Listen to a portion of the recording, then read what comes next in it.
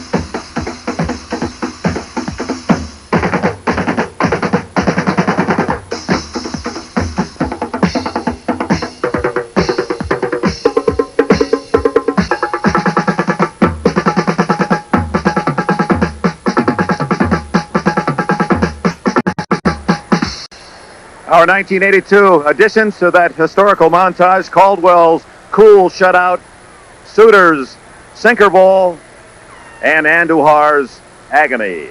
And we're set for Game 4. The Brewers need a win to even the series at 2 games apiece. The Cardinals trying to move up 3-1 on the home turf of the Brewers. And for the play-by-play, let's go upstairs. Joe Garagiola and Tony Kubek. Okay, Dick, thank you very much. Tony, I think the word for me anyhow today is mood. The Cardinal bench, they figure out we're winning without our big guys, Henrik and Hernandez, so we really are going to break loose. The Milwaukee club, I'm amazed at how cool they are because, hey, we've been here before. We did it with Baltimore. We did it with California. And Gorman Thomas says, yeah, we're in the same boat. Sometimes it's a PT boat and sometimes it's a love boat. And we win today, we're at square one. So they're both ready. You know, the thing that appeals to me about World Series play year after year, we're only in Game 4. We knew what Shooter's going to do sooner or later. We knew about Cooper, but it's a time of year when local heroes emerge as national celebrities. Willie McGee last night, the Cardinal fans sure knew about him. Dave LaPoint today, the left-hander for the Cardinals, pitched his first Major League game for the Brewers off this mound. He'll be going against the Brewers. Moose Haas didn't have a start for 1 month. Didn't pitch in September for 15 days. And yet, he pitches no-hit baseball against the Cardinals into the 6th inning. And what might happen today? So we're going to see. It should be a big afternoon. Right now, let's go to Bob Betts for the national anthem. And now, would you please rise as we honor America with our national anthem, which this afternoon will be sung by the Wisconsin Singers from the University of Wisconsin at Madison.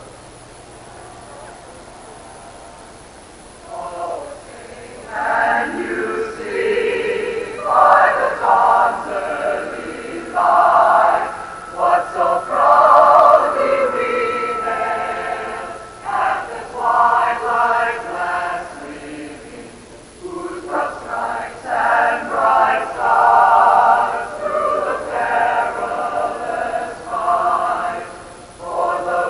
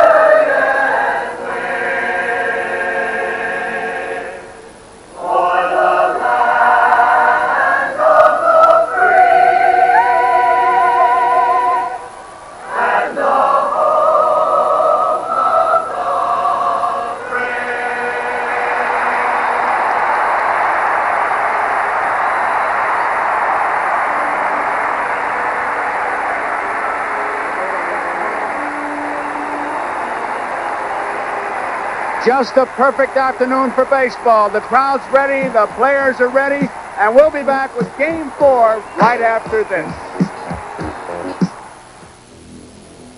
People trust Seiko technology for bold sports watches that perform brilliantly, even 100 meters beneath the sea. People trust Seiko for slim dress watches with every timekeeping function you'll probably ever need. People trust Seiko for watches that are as finely crafted as they are technologically advanced. In fact, people trust Seiko more than any other watch. At your authorized dealer. My American friends introduced me to my favorite beer, light beer from Miller. Now I'm introducing them to my favorite food. With nachos, the best thing about light is it tastes great. Not bad. With enchiladas, the best thing is it's got a third less calories than the regular beer. With burritos, the best thing is it's less filling. Carlos, what's this? And with jalapeno peppers, the best thing about light is it's cold. Light beer from Miller. Everything you always wanted in a beer, and less. Come discover stamp collecting and explore new worlds with Ponce de Leon. Here goes Robinson! Relive our history with America's heroes. With U.S. stamps, you'll meet presidents, get to know pioneers, and patriots. Witness great performers. The Barrymores, right, Grandpa? That's right. It's an experience each generation can share together. Hey. So come to the post office and discover stamp collecting with the Architecture Block of 4. Here's your chance to get the official 1982 World Series program, a collector's item commemorating the 79th Fall Classic. Send check or money order for $4 to World Series program, Post Office Box 9800T, St. Paul, Minnesota 55198. Please make checks payable to World Series program. That's World Series program, Box 9800T, St. Paul, Minnesota. Allow 8 weeks for delivery. The preceding message was furnished by Major League Baseball.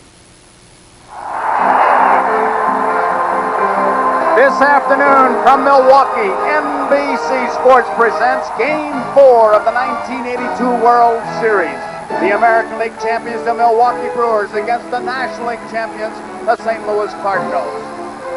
Brought to you by Light Beer from Miller. Everything you've always wanted in a beer and less.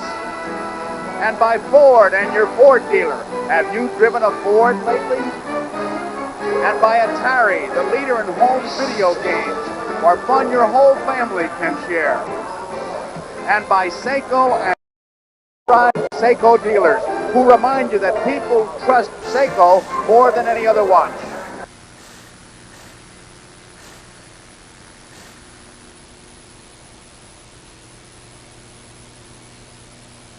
Beautiful afternoon for baseball. County Stadium, Game 4, the Cardinals and the Milwaukee Brewers.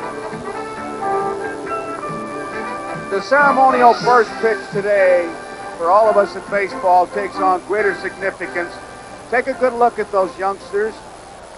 In the last year, baseball has lost 5 prominent umpires, or former umpires. Art Passarella, Bob Stewart, John Stevens, Nestor Shylock, and Lou DeMuro, the American League umpire who was struck by a car and killed during the summer. And in honor of these 5 men and all in their profession, the DeMuro's 4 sons, and you saw them, Ray, Michael, Skip, and Greg, accompanied by their mother, Sue DeMuro, threw out the first ball. 2-year-old Kristen DeMuro was just a bit too young to make the trip from Tucson. So with the backdrop of the official ball, the batting order for the St. Louis Cardinals, Tommy Herr leads off. He's playing at second base. Batting second, it's Ken Oberkfell. He'll be at third base. Keith Hernandez looking for his first base hit in his World Series. Bats third. George Hendrick, the cleanup man, he only has 1 hit. He's playing right field. Darrell Porter behind the plate. Lonnie Smith, who found his batting eye last night, will be in left field. Dean Orge is the designated hitter. Willie McGee, who had quite a night last night, is in center field. And Ozzie Smith bats ninth. He is the shortstop. And there is the entire lineup. So if you're keeping score, there they are. Brewers' defense has been constant, as it has been most of the year. And Ogilvy, Norman Thomas, Charlie Moore, left to right. The infield, Paul Molitor, Robin Yount, Jim Gantner, Cecil Cooper. Ted Simmons behind the plate, and Moose Haas, the pitcher. Moose Haas, who was 11-8, a 4.47 earned run average in 1982. He averages 4.8 strikeouts per 9 innings. And very, very tight as far as giving up a base on balls. Walks an average of only 1.8 per 9 innings. He had a good fastball against the Angels in the league championship series as we look at the stats. He throws like Suter a split-fingered fastball, but not as effectively. Nobody does that. Had an excellent slider. He's become a better pitcher since he lost that good curveball he had. Here's the first pitch of Game 4. It is a strike. Moose Haas. If you're wondering his first name, full name, Brian Edmund Haas against Tommy Herr.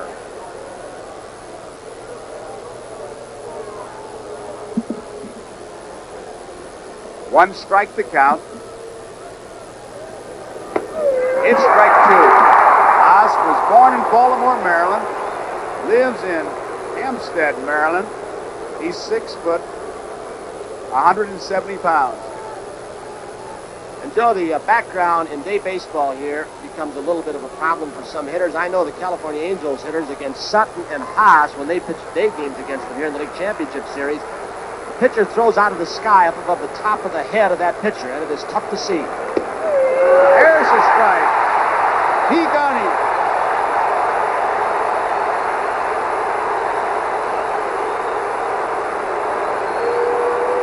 The plate umpire is Davey Phillips. And Moose Haas, 3 pitches, 1 out. Temperature at game time, 47 degrees, but in the sun, a bright sun, it sure seems warmer. Winds 12 miles per hour coming from the northwest. Northwest here, it's kind of shifting, and sometimes it'll gust out to right field, and it'll swirl around when it hits the stand and go out dead center field. Right now, it's blowing to right. Here's Ken Oberkfell. All on, just missed. There you see the flag. We're seeing here today, Joe, the typical Wisconsin crisp, cool fall day. It is just beautiful. Came right from the Tourist Bureau. You betcha, that's a commercial for my state. Going to have equal time for Arizona. Fouled out of play. It's 1 ball and 1 strike. Oberkfell, no home runs. 1 run batted, and he's 3 for 10. He needed an even 300, and there you see him. 26 years old. Haas during the pennant stretch was like a forgotten man. Of course, part of the reason is when they got Sutton, he went 5-1 late in the season. Haas didn't pitch. Hot smash, fair ball, down the line. Looks like extra bases for Oberkfell. He's heading for second. Up with the ball is Moore, and it's a double. Say, like yesterday, it is so important for this Cardinal ball club to be able to use their speed throughout this series. To get a run early. Keep the Brewers from scoring, especially to try and turn this hometown crowd off. You see it, although it bounces in foul territory past the bag, when it crossed the bag, to Satch Davidson, it was a fair ball. There was no fan interference. It was a straight double. And now it's Keith Hernandez, who's looking for his first base hit. Hit the ball hard last night, but Robin Yount, you hit anything towards Robin Yount, you're in deep trouble.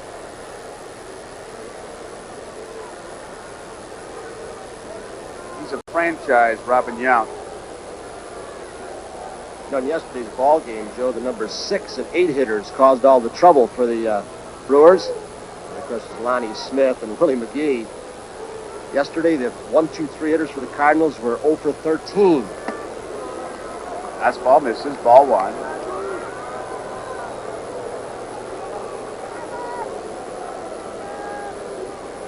Hernandez, the 3rd and 4th place hitter in Henry. 1 for 20. There's Oberkfell at second base. Looks like Hernandez has moved off the plate a little bit. Maybe he feels they're pitching him inside out. He's off at least 6 inches to a foot for what we've seen in the first 3 games in that series. And we talked a while back, the late Kenny Boyer took over as manager and told the young Hernandez, these pitchers, the right-handers, are getting you out with sliders inside. They keep jamming you, you're tying yourself up, and Kenny Boyer had to move off the plate. And many times the hitter might creep up unconsciously, but today he looks like he's farther off. He's made an adjustment. That's why he's such a good hitter. Outside. 3 balls and no strikes. First base is open.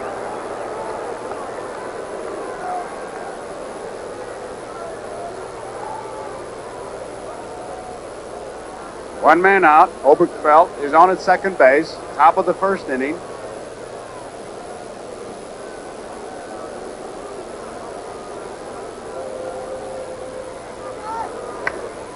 Gave him the green light on 3-0, trying to get him started.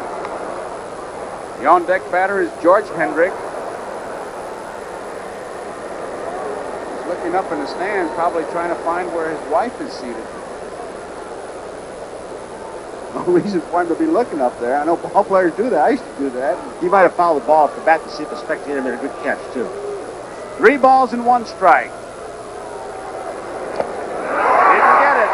It's a full count of 3-2.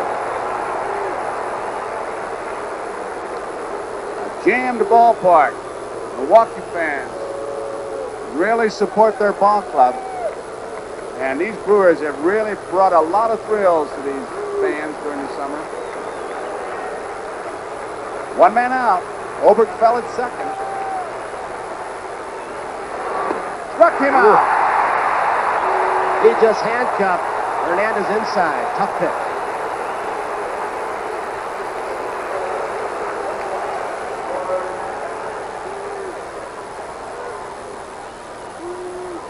Let's watch it. Fastball, it comes back. Inside part of the plate. It looked farther inside than it really was to me. So there are 2 away, and here is George Hendrick. Hendrick, no home runs. Hasn't driven in a run. He's 1 for 9. That back foot of his almost out of the box. Deep in the batter's box. Fouled out of play and it's strike 1. The day that Haas pitched against the Angels, they went into the 6th with a no-hitter. Many said it was the best fastball and slider they'd ever seen him have. He's been one of the bright pitching prospects in this organization for a long time. Then came up with torn muscle in his bicep. Took him a couple years to recover from that. They were talking about surgery at one time. You would think you'd be able to pitch Hendrick on the outside part of the plate. Doesn't look like he's covering it. We'll see. He's going for it. He got it. George Hendrick stands off the plate, stands deep in the box. Similar to Minnesota's. You say he's out. He's got part of the foot in the batter's box. The line is still not wiped away. Maybe when that line's away about the 7th or 9th, he'll be about a foot farther back. What a lot of them do, and you watch and try to agitate them, they'll start like that, and then when they get ready, they'll just move the heel out of the box. 2 strikes to count. Crowd reacting. They're ready. They want to tie this series up. Robin Young. Whoa. Tough play. Here comes Obergefell. He's going to come around to score, and the Cardinals take a 1-0 lead on a high hopper. A tough play for Robin Young. It'll go as an infield hit. Cardinals get a break. In yesterday's ball game, the Brewers had 3 errors. Might have cost them 3 or 4 runs. Right now, Robin's caught in the middle. He knows if he waits back for the second big hop, Hendricks will beat it out. He gets it on the in-between hop. Didn't get in front of it to smother it, and the run scored. Just given a base hit. That short hop is somewhat of an easy one, but when you get that in-between one, especially on the dirt and grass, it never bounces the same. That's what that was, in between. Here is Darrell Porter, 4 for 11 in this series. You know, Joe, if he doesn't deflect that ball, Gantner probably gets it and the run doesn't score. But just by deflecting it a little bit, it costs him a run. Well, Harvey Keene, who has become quite a philosopher, I think, Harvey says he takes that cliche of a game of inches. He said sometimes the inches go your way and sometimes they go for the other club. This time the inches were on the side of the Cardinals. The deflection cost the run. It's 1-0. 2 balls and no strikes on Darrell Porter. Cooper holding Hendrick close at first base. We're looking from our left field camera.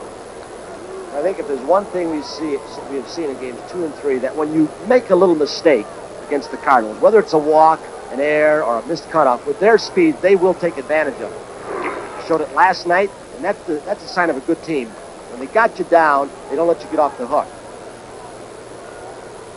2 balls and no strikes. Last night, Hendrick tried to steal, and Simmons gunned him down. He's holding. Little looper. It's a base hit. Hendrick rounding second. He'll hold on. Ball players will call that a polite hit. The ball just landed so softly, didn't bend the grass. That may have been the first split-fingered fastball he's thrown. When he pitched against the Angels, Ted Simmons never called one split-fingered fastball because the fastball and slider was so good.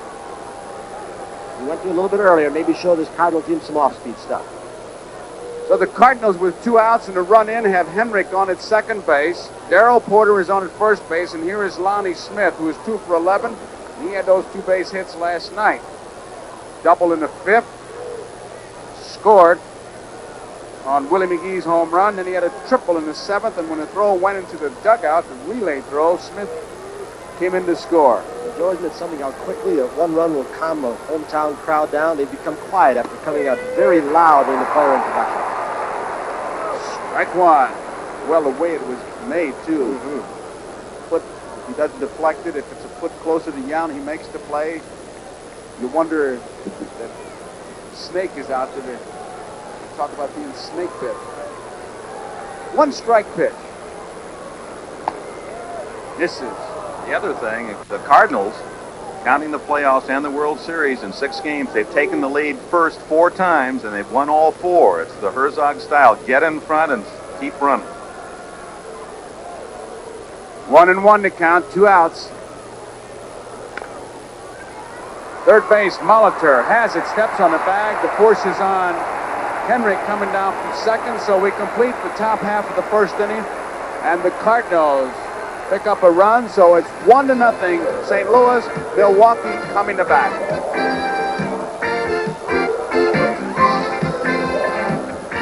Jackie Stewart, consultant to the Ford Motor Company. It takes a lot of energy for your car or engine to push a bad aerodynamic shape ahead. On the other hand, if you do that, it's a very clean shape, and your hand slides through the air very easily, saving a lot of energy. At the same time, a good aerodynamic shape in a car presses the car onto the road, makes it more sure-footed, gives you better grip and adhesion. Basically, that's what aerodynamics are. Someday, all cars will have it. Ford has it now. I've got an unfair advantage over these guys. My looks? Are you kidding? I've got the Gillette Atra. They don't. It's got the advantage of a pivoting head. Atra's better than twin-blade razors that don't pivot. See, they don't always stay on my beard, but my Atra pivots to keep both blades on my beard longer. I get a better shave. See? Close. Comfortable. Get the Gillette Atra and get the Atra advantage. So who said life was fair? And now, an exciting message from Burger King. We know you're watching the game, but you're waiting for something more exciting. Ready?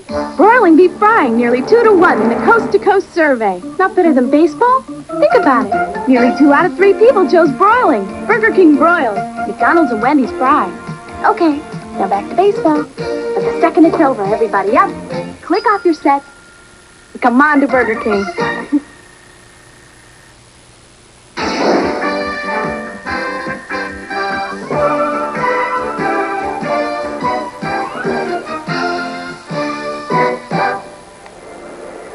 With the left-hander starting, Harvey Keene has not juggled his lineup much.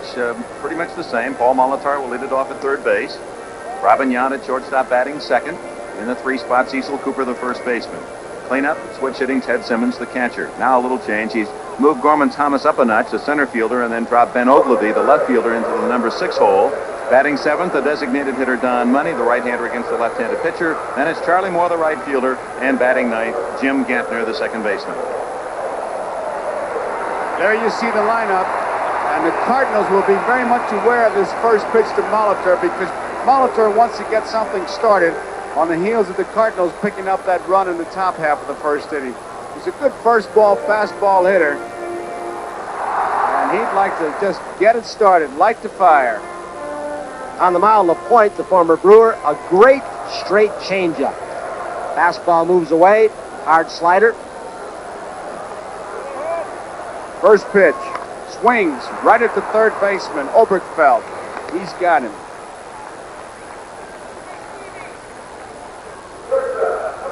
So there's one away, and here is Robin Yount.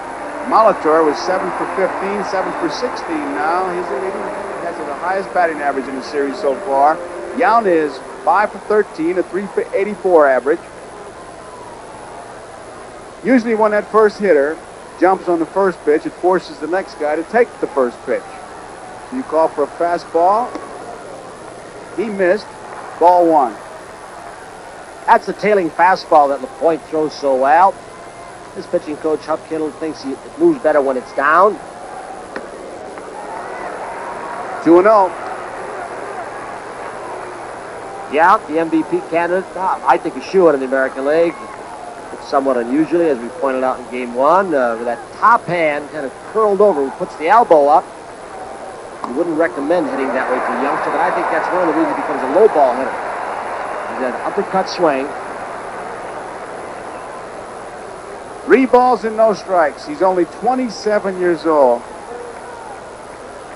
9 years in the big leagues. Played just 64 minor league games, as did Mallory. He played just 64 games in the minor leagues. Robin Yount is the Brewers' all-time club leader in hits, doubles, triples, and at-bats. Won't be long he'll be leading the way to the bank, too. He is foul ball. He had 1,000 base hits quicker than anybody in the history of baseball. If there's a young guy that you say is going to the Hall of Fame.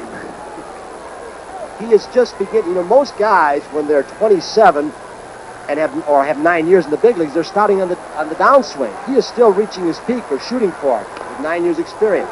Tough play for Oberkfell. He's got a bare hand play. Can't make it. Yount is on.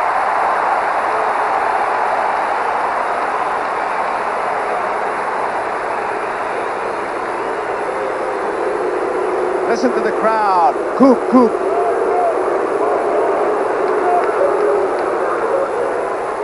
Oberkfell has had 2 different plays in a row. Playing up for Mouth, a sharply hit ground ball, then he gets a change of pace, a top one. So rhythm can be upset a little. He had only one hope, the barehanded stab and throw all in one motion. Even if he had made it cleanly, Yount with his speed had it beaten at first base. And that's one of those hits where on artificial surface it's not a base hit because it gets to him a little quickly. It doesn't bounce off to the side and upset his timing. Game changes from the first 2 games to the next 3 here. Cecil Cooper, 4 for 13 in this series. Takes it high, ball 1. Cooper is a low ball pitcher, a low ball hitter. LaPoint is a low ball pitcher. Porter wants to talk to him. And this fella, I think, is one of the most underrated, underpublicized players in baseball. Well, when he always had good when he hit 352, it was the year that George Brett almost hit 400, ended up at 390. So he's always overshadowed. He's only hit 300 6 straight years. He's write it right in for Cecil Cooper. It'll be in the biography, another 300 season. You can also write in over 100 RBIs. The last 4 years, he's averaged 102 RBIs. Be interesting to see if Harvey Keene, even with a left-hander up, down by 1, tries to become aggressive and maybe start Yount. I'm not saying he should, but he's got to do something to stir this team up. Outside, 2 balls and no strikes. That was interesting. Oberkfell playing so deep at third, so Cooper gave it a little fake bunt just to draw him in a step. Sal Bando standing next to Harvey Keene. 2-0 the count. Lead by Yount. It's popped up. It'll drift close to the stands, out of play. That pitch may typify the kind of fastball LaPoint has. 2 balls, no strike. You know Cooper's sitting on a fastball. Gets it up and in, and Cooper's late on it. This kid 1 year at Stockton, LaPoint, was 79, 180 innings pitched, struck out 208. That's over an average of over 10 per 9 innings. Then he threw a pitch and broke his arm. Very unusual. That's when he developed his great changeup. 2 balls and 1 strike, 1 out. Yount is on at first base. Cardinals are leading 1-0, bottom of the first. Okay, that is close to a ball. He does a move like Carlton does, where after he comes to a stop with the glove, he poses on that foot and tries to freeze a runner. He waits too long, it's 2 stops, and they call a ball. It is high, and it's 3-1. Yount on first base. Cooper looking for the hit sign. Yount, 82% of the time successful.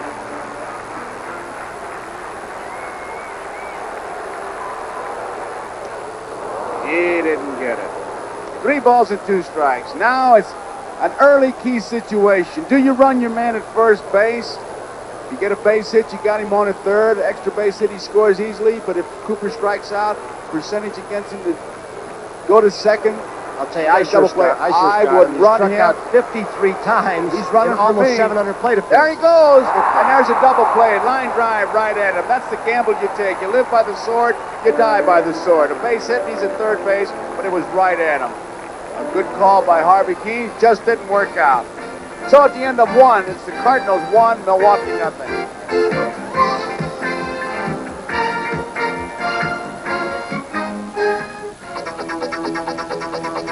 Arcade players, get ready. The new Atari 5200 Super System is here. With a controller so advanced it plays arcade. Graphics so real it looks arcade. With arcade hits you can't play on any other system. No other home video system can touch it. The new Atari 5200 Super System. It's as good as you are, maybe even better. Next time. Oh, but what about Pittsburgh? Oh, I can't go. The board's waiting. But we're booked to Dallas. You can handle it, Charlie. The trip to New York. When there's no time to travel to meetings, meet through the Bell Network with a teleconference. Save time with a speakerphone. Get more done with a fully equipped conference room. Or picture phone meeting service, which lets you see, show, demonstrate. Bell has the knowledge. Well, let's go with your plan. We'll show you how to manage it. The knowledge business. What's wrong with the computer? Tape drive. The Army's most technical skills are also the ones most in demand. But now if you qualify, there's a way to reserve the skill you want up to 12 months before you go in. It's called the Delayed Entry Program, and it guarantees you the training you want. Be all that you can be, 'cause we need you Okay, it's up. in the Army.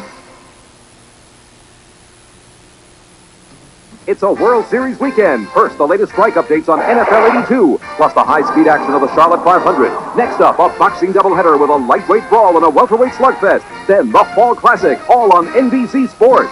Tomorrow. Bobbing along in the blue skies over County Stadium, Milwaukee, the Goodyear Blimp America from Houston, Texas. Captain John Moran from Spring, Texas aboard. It only takes one man to pilot the blimp, but it takes a ground crew of 24 to land it. So we go to the top half of the second inning. Dane Orge will lead it off. First pitch by Haas. Outside, ball one. If you're wondering about Andujar, he's in the ballpark. He stayed at the hotel last night. He's signing baseballs. They're working on his leg. He suffered a contusion of the bone, to the bone, just below his right knee. And I know what he did last night when he got back from the hospital. He put on something that the Latin players use. It's called aceta de calibra, snake oil. Rubbed it in there. Some say there might be some mystical powers. Home remedy. 2 balls and no strikes. Fastball gets it. 2 balls and 1 strike. The on-deck batter, the man of the hour last night, Willie McGee. Andujar, if they need a pitcher in that 7th game, Dr. London, as you heard him tell Bob Costas, he'll be ready.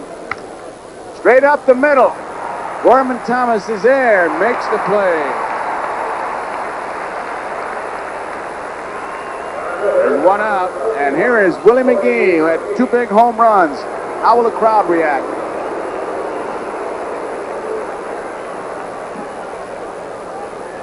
Well, he hurt the Brewers last night. I tell you, he made 2 catches. 1 off Molitor, seemed pretty routine, and then he took a home run away from Gorman Thomas. I think the irony of this game, again, is when George Steinbrenner, after last year's World Series, was upset with his ball club. He said, we're going to go for speed, and they did go out and get Griffey and Collins, and this kid gets away. McGee with the speed he's got. Fastball is high, ball 1. He made some catches. Two catches in center field, left center, and off Molitor, and the ball he ran 100 yards for to really end the ball game from deep left center to short center field. And he made it look easy. Fastball, good one. 1 ball, 1 strike. Cardinals scored a run, a double by Obergefell, and a base hit off the glove of Yount by Hendrick, and it's 1-0 St. Louis. Joe, perhaps the top tribute last night to McGee after a 3-run home run in the 5th, another home run in the 7th, is when he came up in the 9th. Now, this is the number 8 hitter. They intentionally walked him. He gained respect in a hurry, didn't he? Sure did. High hopper, foul. Last night, he was something. Game 3, in case you joined us last night, this ball was absolutely hit at time.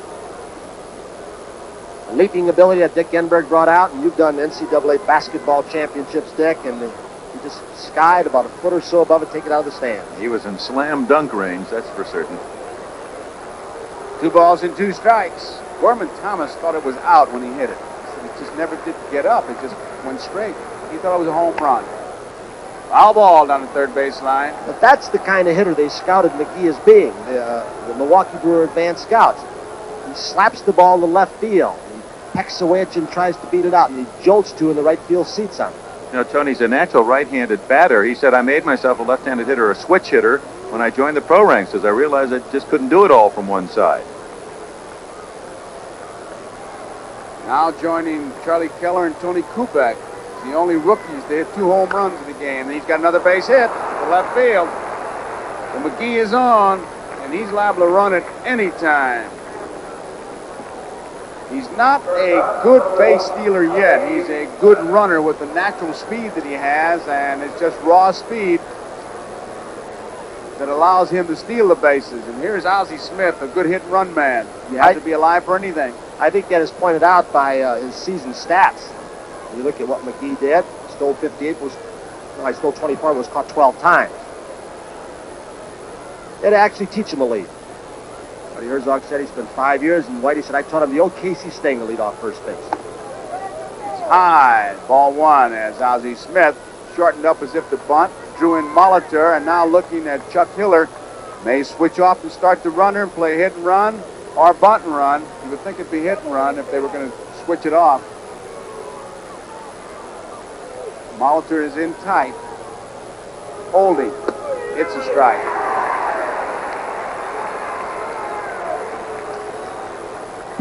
You know, Joe, on artificial surface, the base stealers use the turf and the dirt as a reference point. Here, of course, you don't have that. So what Lonnie Smith and Ozzie Smith did, they went out and made a little mark in the grass so that they knew, and McGee knew, how far to get off for that measured lead. You don't have that dirt and turf. 1 foot on the turf, 1 foot on the dirt here. I don't know if we can see it on the grass because it's just a little mark they try and cut out with their cleats. 1 ball and 1 strike to count. 1 out, 1-0 St. Louis leading. First one I ever saw do that was Joe Morgan.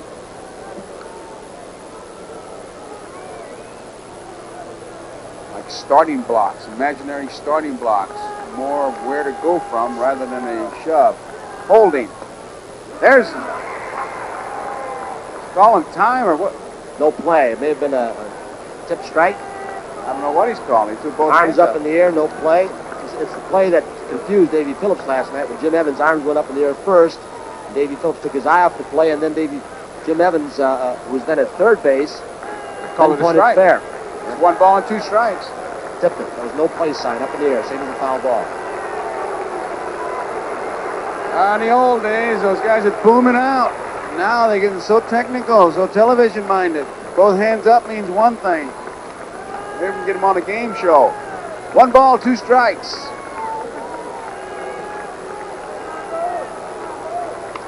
Didn't mean to swing, out of play. And count remains at 1-2. It's kind of silly, no play on a foul tip. It's been that way for 10,000 years. Doubleday and even Ben Franklin, who didn't play that much, knew about that, and all of a sudden they're changing it. Well, I can understand it, though. You tell the other umpires what's happening. If a guy's stealing, you stop playing, he won't slide. You can prevent an injury, so there are some reasons for it. Almost a wild pitch, way outside. 2 balls and 2 strikes. That looked like a pitch out. I think that Haas was throwing a pitch out, but Simmons wasn't expecting it. If you're going to throw one, you better let that catcher know. There he goes. There's the pitch out. And he couldn't throw the ball and throws the ball badly now. He double pumped it, and he had the play diagnosed, and I wonder if somebody was late covering because Simmons started to throw and held up and double pumped it. That's one of the things the advanced scout from the Brewers, Dee Bondi, one of them said, and Nelson Burbrink, try to hold your position. The shortstop and the second base. I don't think it was going to matter anyways because McGee had about 3 steps before Moose Haas released the ball, and he was just accelerating. Well, that'll get the Cardinal bench to thinking because he called the pitch out on the 2-2. The runner was breaking, but the double pump couldn't get anybody. 1 man out. Right back here. Now it remains at 3-2.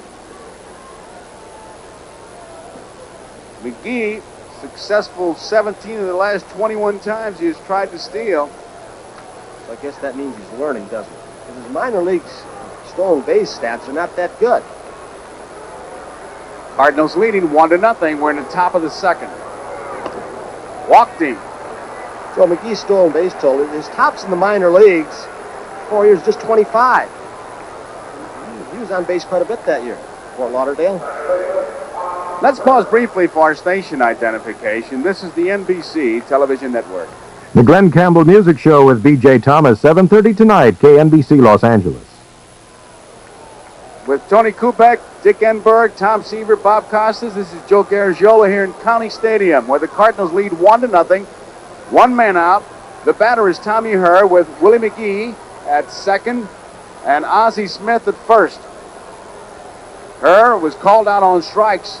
3 pitches his first time up. McGee's getting a nice walking lead, and the shortstop and second baseman are spread. Left-handed hitter would be unlikely, but you never know. Foul ball. With Ozzie Smith at first on the other end, does not look like a double steal situation with a left-hander up, but Whitey doesn't play the book way. He says if he thinks he can advance it, keep out of a double play, you take it. All he has really for these guys that don't steal sign. Most of them are on their own. They can steal whenever they wish. Chuck Hiller at third base is way out of the box. Really getting an angle on the shortstop. There you see him. Look at that. The thing about it with her up, who slaps the ball on the left side, Robin Yount can't get too close. Cannot get too close to hold McGee at second. There's a lot of room there. You bet. They had a play on, and it gets by Simmons. There go the runners.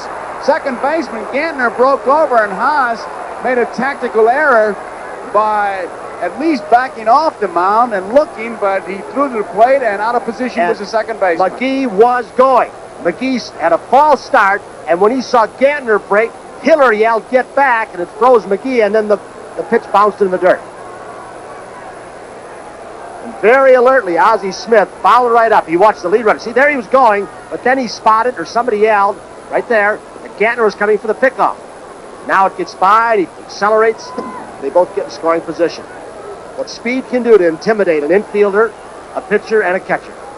I think that when he saw Gantner over there, it froze him, and then the ball got by. Haas simply backing off the rubber would have broken up the play.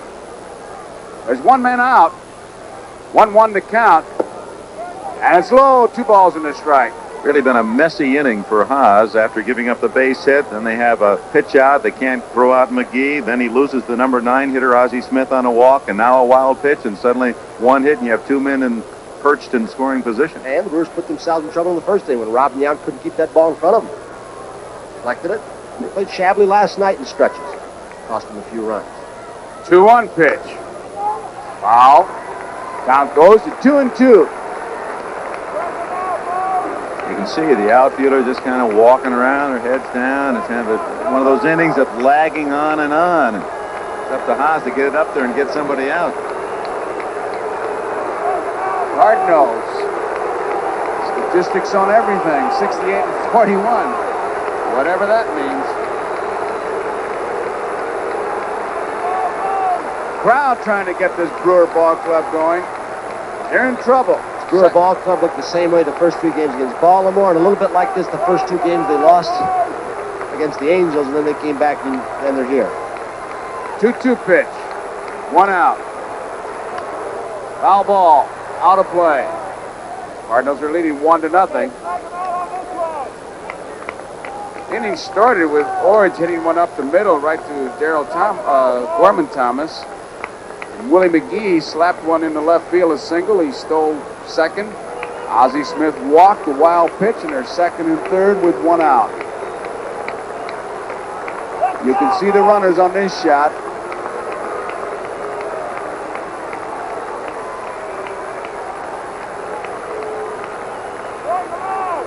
Haas taking a lot of time. Foul ball right to Hal Lanier, the first base coach.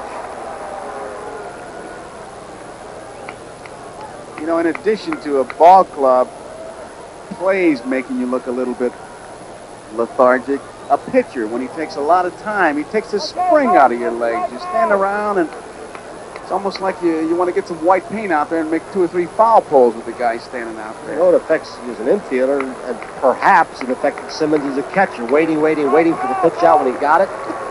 Couldn't get the throw off. 2 balls and 2 strikes. High and tied. It's a full count, 3-2. The on-deck batter is Oberkfell. There you see him. He doubled his first time up.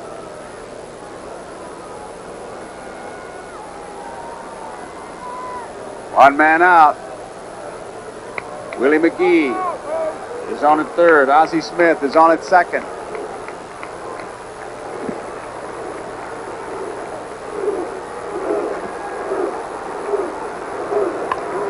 High fly ball, center field. Thomas is going back. It'll score at least 1. I say 1 because Ozzie Smith can run. Gorman Thomas falls. They're going to try to score 2. Here comes the relay throw. It is not in time. Wasn't that something? That wind just kept pushing him back to the warning track, and we have talked about the Cardinals' speed. They showed it in Game 2 on the turf, and Ozzie Smith gives another RBI, sacrifice fly, 2 RBIs, a very unusual official scoring decision that you see one time a year, maybe once every couple of years. Gorman just keeps backpedaling, slips right here as the wind really fooled him, blowing much stronger up high. Watch out, he's going home all the way, Joe. All the way, and Chuck Hiller says, keep on coming. He picked it up. He really did it on his own, and Hiller says, here you go. Tony, that's why I said they're going to score 1 easily, because you could see him really cranking up the engines at second base. He was ready to go, and once Gorman Thomas went down, he was able to score. I don't know if that's ever happened in a World Series game. I've seen it happen infrequently during the course of a season, but a sacrifice fly, 2 RBIs. What he gets. So it's a 3-0 ball game, top of the second.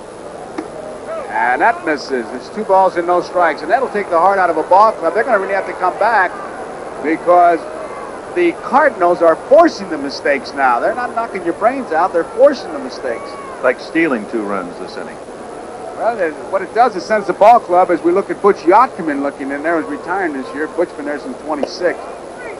It makes the ball club go back to the bench and start talking to one another. 3-0 the count. On the other hand, the way that ball carried off the bat of her, for the Milwaukee fans, they know you get it up in the air and hit it straight away, we might see some home runs before this one's over.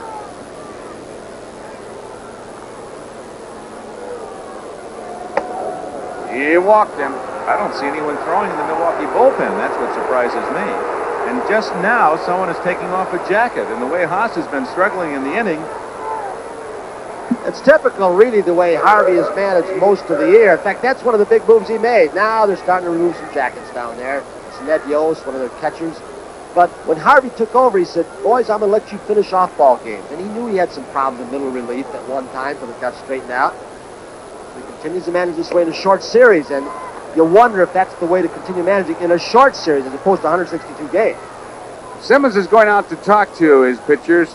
The count of ball 1 on Hernandez. So far, Slayton, if you're just going by pitches, has made 53. I mean Haas, not Slayton. Moose Haas. Slayton is up in the bullpen, but Haas has made 53 pitches, and we are in the top of the second inning. There you see Slayton. And remember, Oberkfell stole a base earlier in this series. And he's going to walk in, and he's gone. Simmons will not get him. He had no chance. He couldn't have got him unless he had a 30-30 out there. He had a walking lead. He was walking 4 steps. Haas just looked at the plate, and he took off. It is really something how Moose Haas had his head in the ballgame against the Angels, pitched so brilliantly. And today he's out there somewhat befuddled, paid no attention to Obergfell, who had a 2 or 3 step walking lead before he even released the ball. Teddy never had a chance. That's 6 steals now for the Cardinals in the series. 2 balls and no strikes on Hernandez. You know he's got the green light. Misses, and it's ball 3. Now he was hitting 3-0 his last time up. Fouled it off, ended up striking out. As we look at Chuck Hiller. Getting up toward the home plate to get a bigger angle on a base hit so he can run up the line and make a split-second decision, whether to send a runner or not. That's Obergfell at second base. 3-0 pitch. Hot smash. Gantner can't get it through his legs. Here comes Obergfell. He's going to score. Hernandez heading for second. Here's the throw. It is not in time. An interesting scoring decision because Gantner was handcuffed the ball. He had to back up and go to his right. The ball took a little skip on him. Hernandez 0 for 12 so far in this World Series. Giving an error to Gantner. A tough call, a tough error. That one that they gave Hernandez in Game 1 was a tough error because it was a bullet on the turf, and this is tough also. He gets in front, but look at how the ball stayed down. An artificial surface, it bounds up, hits him in the chest, if nothing else. So Hernandez is on at second base. The Cardinals lead 4-0 as George Hendrick. Hit a high hopper for an infield hit his first time up is the batter. It's a strike. You know, Harvey in last night's game went with Vukovic a long time while they were pecking away at him. And Lonnie Smith and McGee. It's been his pattern since he took over as manager. This inning has gone from messy to terrible. 1 base hit, a couple of walks, a couple of steals, a wild pitch, an error, 3 runs on only a single hit. And one of the intangibles here is that a pitcher controls the flow of the ball game. And I mean, Haas has been working slow and guys are laying back and it's hurting.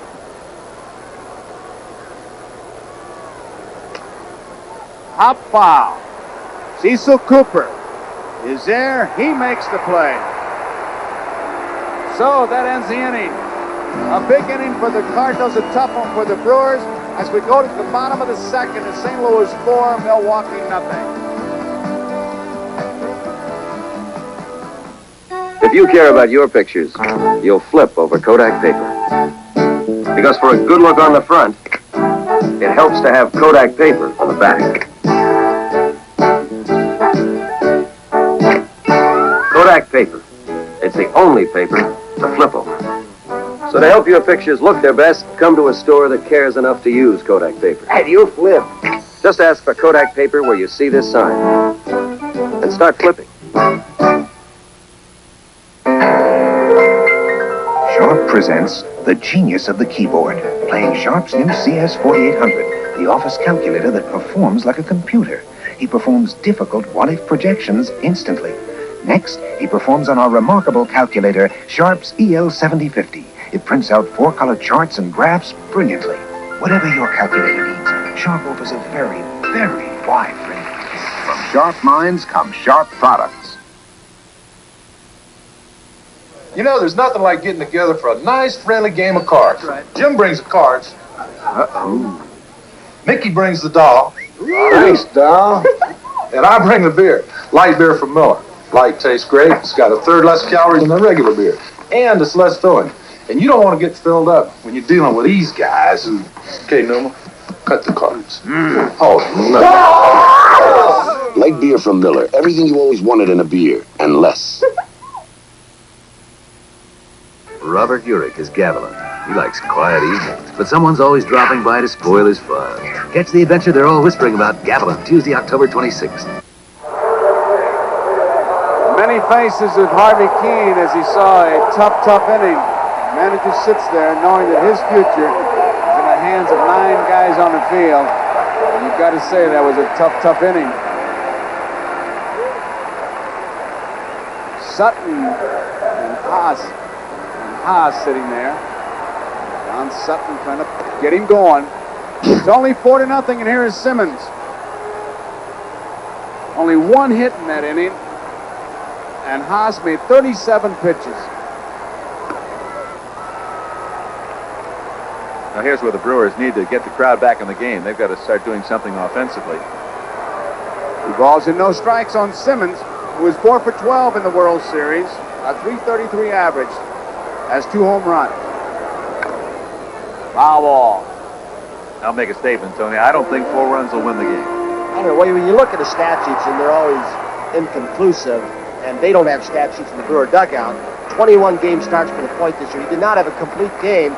4 of the wins he had, Suter saved. Suter pitched last night. Hot and Bear were in. We don't know how long Suter can go, so middle relief might become important, whether it's a Lottie or guys we haven't seen. A Mura or a Martin, you don't know. But Whitey Herzog would love to get 6 good innings at least out of this guy. Anything after that, he'll take. It's a bonus. Simmons doesn't get it. Change of pace, and Simmons is out on strikes. He kind of turned it over a little bit. That's the pitch he worked on after he broke his arm throwing.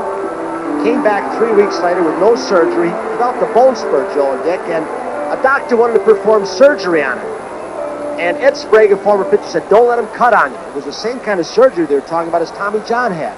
And he worked throwing against the wall for that screwball-like looking changeup. Tails away. 1 man out, and here is Gorman Thomas. High fly ball, drifting out Ozzie Smith. Willie McGee coming in. McGee says, I'll take it. He does. You see how far out Ozzie Smith went for that ball? He was out in short left center field until he got called off by that man with a great speed. So they're 2 away. It brings up Ben Ogilvy. Tony, as far as Suter talking about relief, Whitey Herzog is on record saying, I'll only use him for 4 outs. He's got it down to outs. He's not even talking about innings. Been using him regularly if you've been following the series, and he's on tap for only 4 outs. Strike 1 on Ben Ogilvy. Ogilvy 1 for 12 in this series. It's a questionable starter. Some people thought Harvey might start Brohard, who set an American Championship Series record with 104 runs, scored a home run. Ogilvy came out and hit very early. Before anybody else gave the word to Harvey, he can swing the bat and he's playing. 1 ball and 1 strike is the count on him. Cardinals are leading 4-0. We're in the bottom of the 2nd.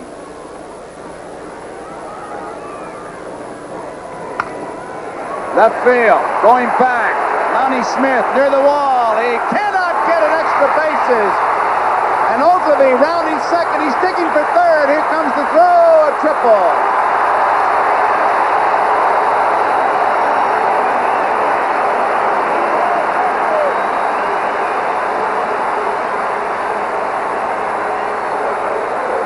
Well, we saw the same thing that happened to Gorman Thomas. The wind got hold of it. Lonnie Smith tried to accelerate and catch up, and he hit this wall very hard. It almost looked like he hit a pole support. You hit that, and there's not a whole lot of give. And the deal where when he hits it and jams that elbow or shoulder, you can get seriously hurt. Just kept drifting away from him. Willie McGee with a good job with his speeder. That's inside the park home run if he doesn't come over. Here's down money. Almost gets by Porter, blocked nicely. Ogilvy on at third base, looking to score. It's 4-0 St. Louis. We're in the bottom of the 2nd.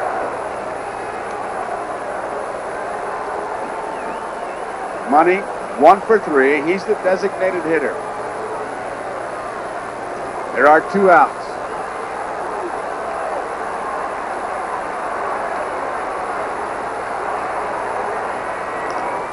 Foul tip. 1 ball and 1 strike. The wind, when you look at the flag, deceiving because it is just kind of lazily blowing. Beautiful backdrop. But on the ball hit to Gorman Thomas and the ball hit the left field. Didn't look like it would carry that far, but it certainly did. Money doesn't get it. He had a good cut. 1 ball and 2 strikes.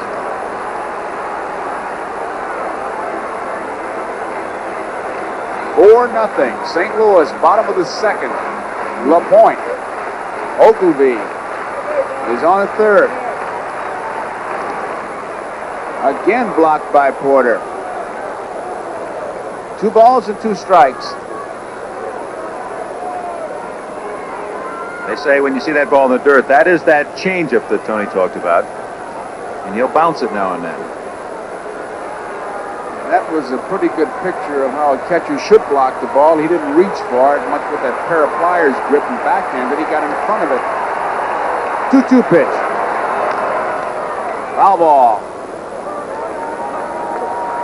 I tell you, the ball gets to an infielder, an outfielder can stop it. If it gets to an outfielder, there's a wall there, but the catcher, if it gets by him, the only thing that stops him is the manager wanting to know why it got by you. You say, well, that guy out there only threw a 55-foot curveball, but he doesn't want to hear that. You got to block it. 2-2 pitch. May have chased a bad ball out on strikes, and that ends the inning. Second strikeout for LaPoint, so we complete 2 innings of baseball here. The score, St. Louis 4, Milwaukee nothing, and we'll be right back after these messages from your local station. What a gas! Gilda Radner's back, and the joint is jumping. Wagner is wild. Gilda live with Father Guido Sarducci tonight. Now for your Atari 2600, M Network Super Challenge Football and Super Challenge Baseball from Mattel Electronics. Video games that are so realistic, it's hard to believe you're playing an Atari. M Network video games. They'll have a surprising effect on your TV.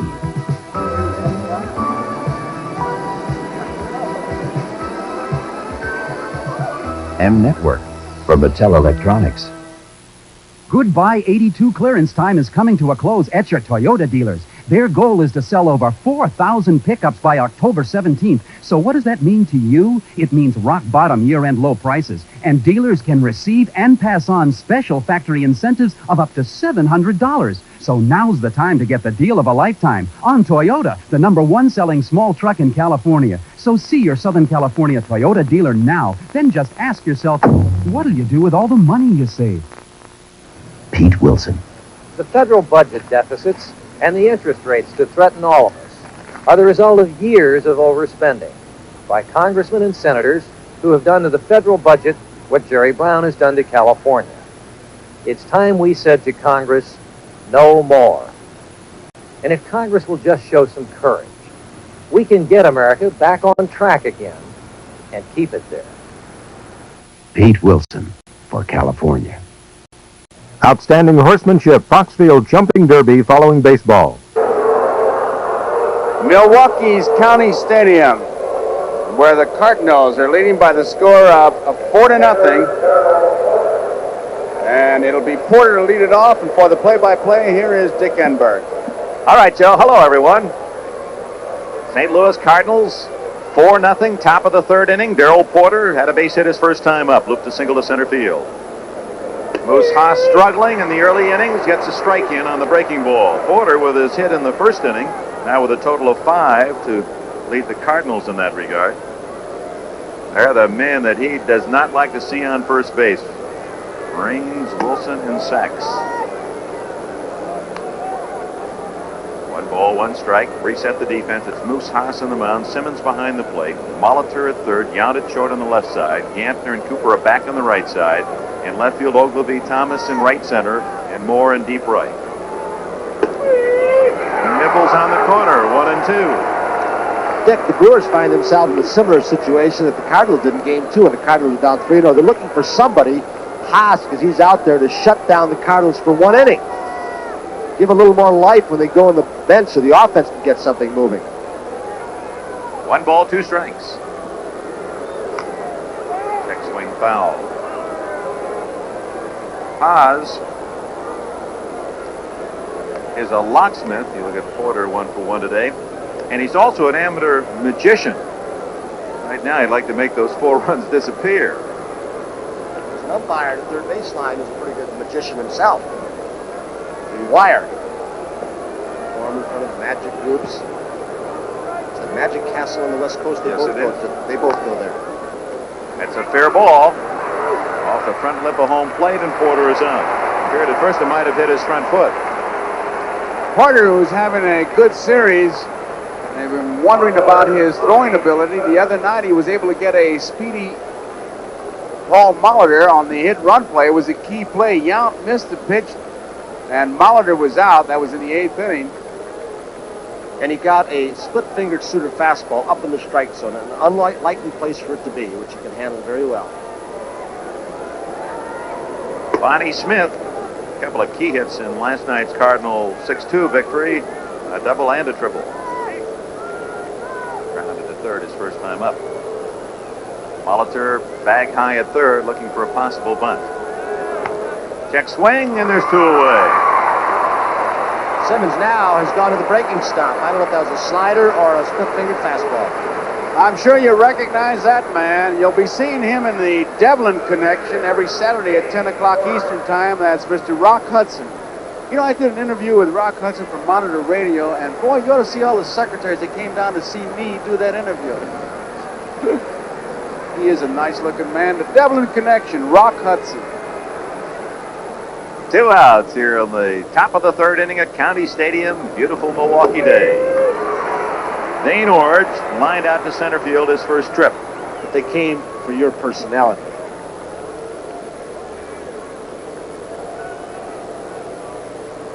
Outfield swings around to play. Orge to hit the left. 1 ball, 1 strike. Haas, the number 2 pick of the Brewers back in the 1974 draft. Career, he's 61 and 57. And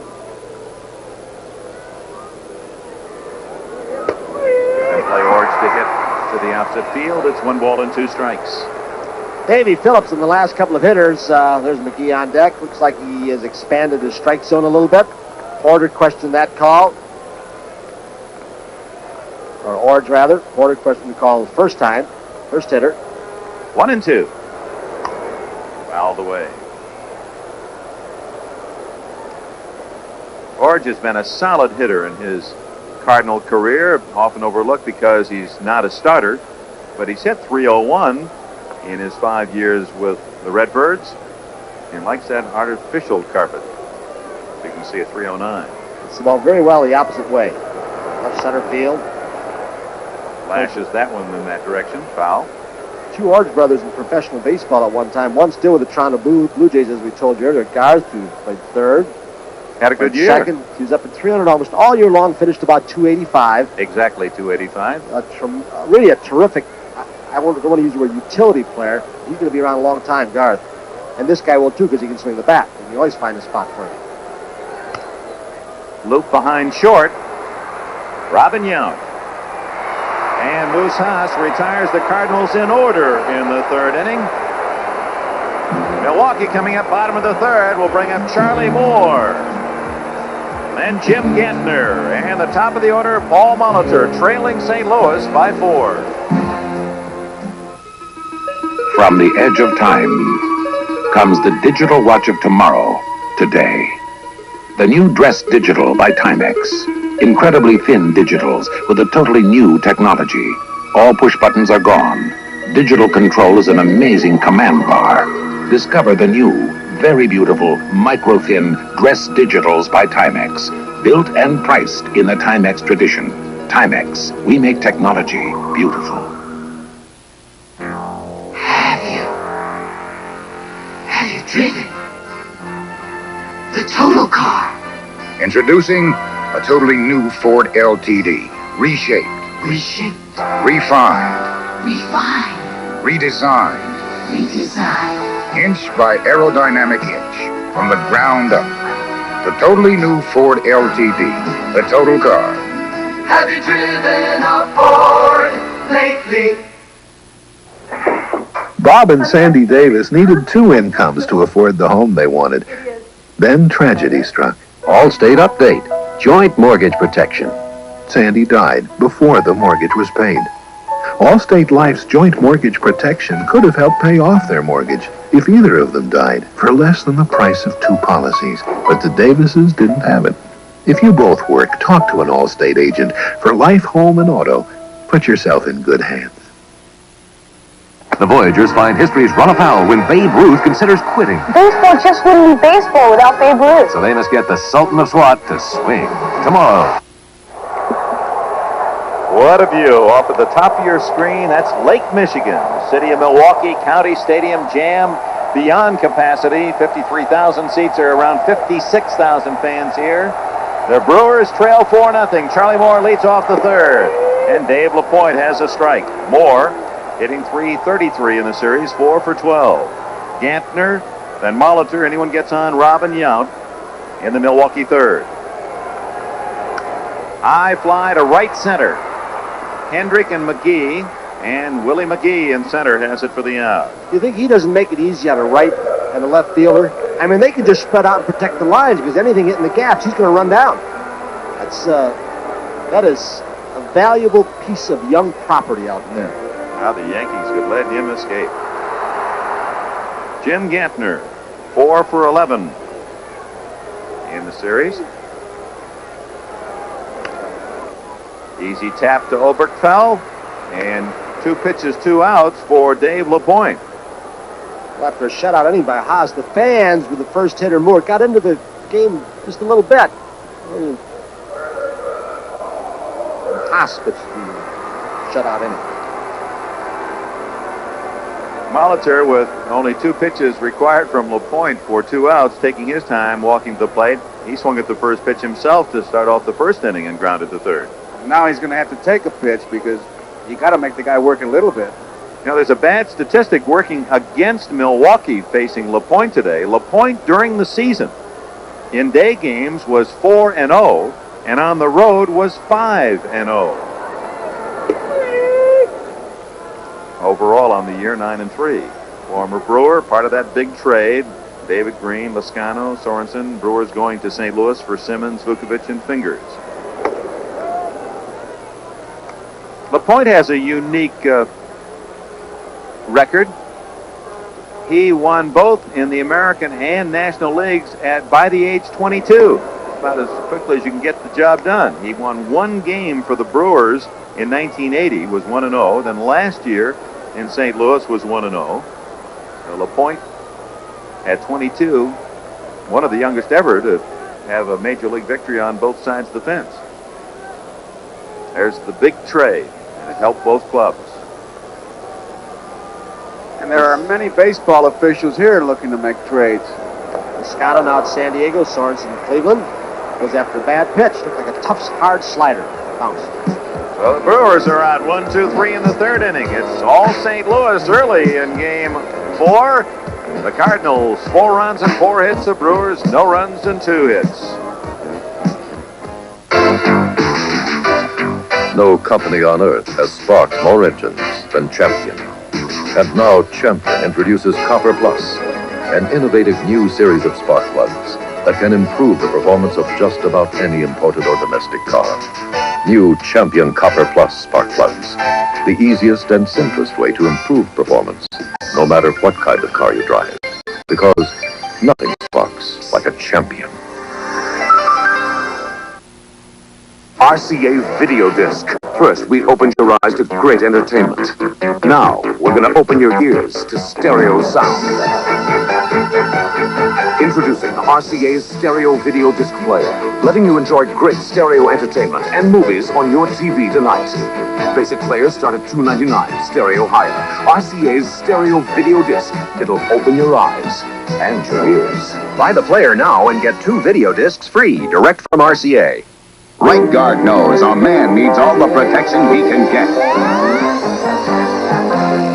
Right Guard Antiperspirant has an action-triggered formula.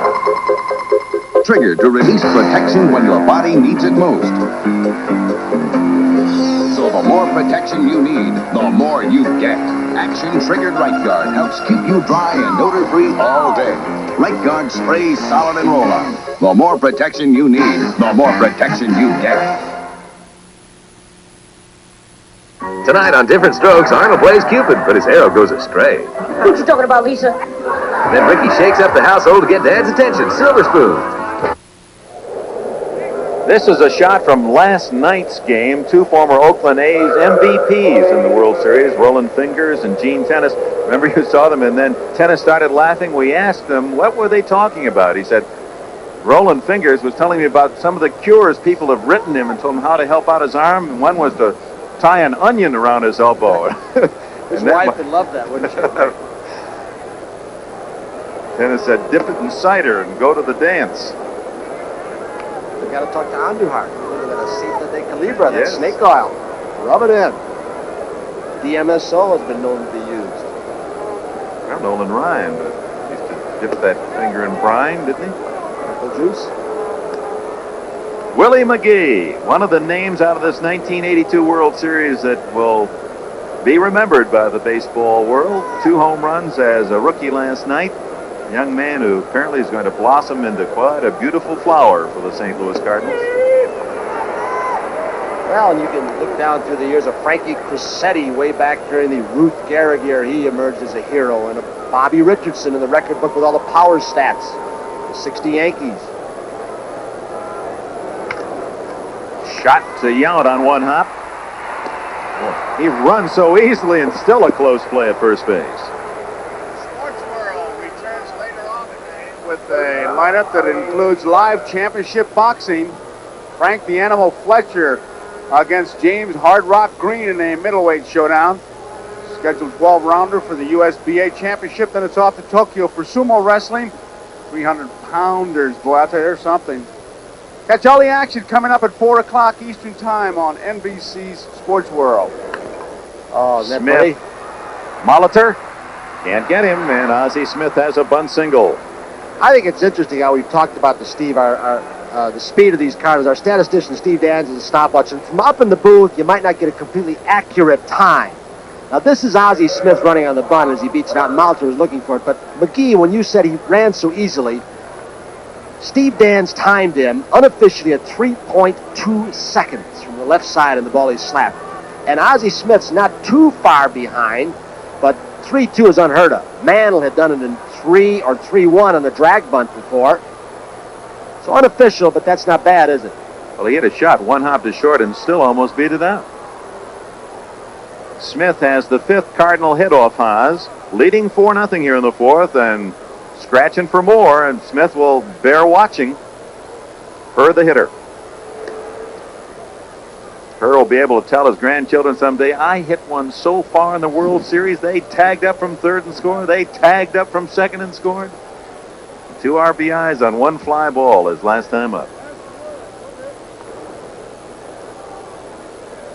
Smith, 25 steals at first base this year, thrown out only 5 times.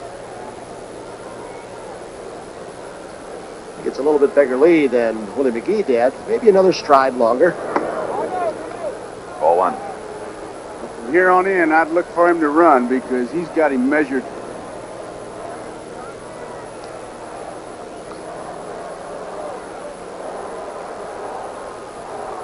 Oz, 26 years of age.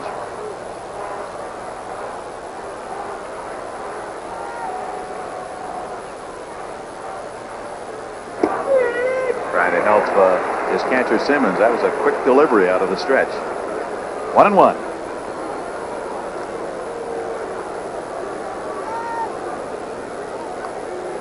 Haas set a Milwaukee team record. He struck out 14 Yankees in a game in 1978. Today, however, has only one. The first man he faced, and that was Herr. Hit to center. Thomas giving some ground. 2 away. Well, Keith Oberkfell's not having an outstanding series. He's got about 4 base hits, a walk or so, a stolen base. We'll show you what his swing looks like. They always talk about inside-out swings. Well, every swing in baseball is basically inside-out. You can't swing with your hands outside and come in or you're a bad hitter. See his hands in the barrel of the bat, trailing behind, locks that front hip, which may keep that bat trailing. You can see where he's looking. Slapping it to the left side. Oberkfell with a double to right and scored. Walked in the 2nd and scored. Watching Haas, as we look at Oberkfell, the way Haas checks the runners, he kind of sneaks a look over there and then more or less quick pitches. Watch his eyes. This is a good shot. Watch what he does.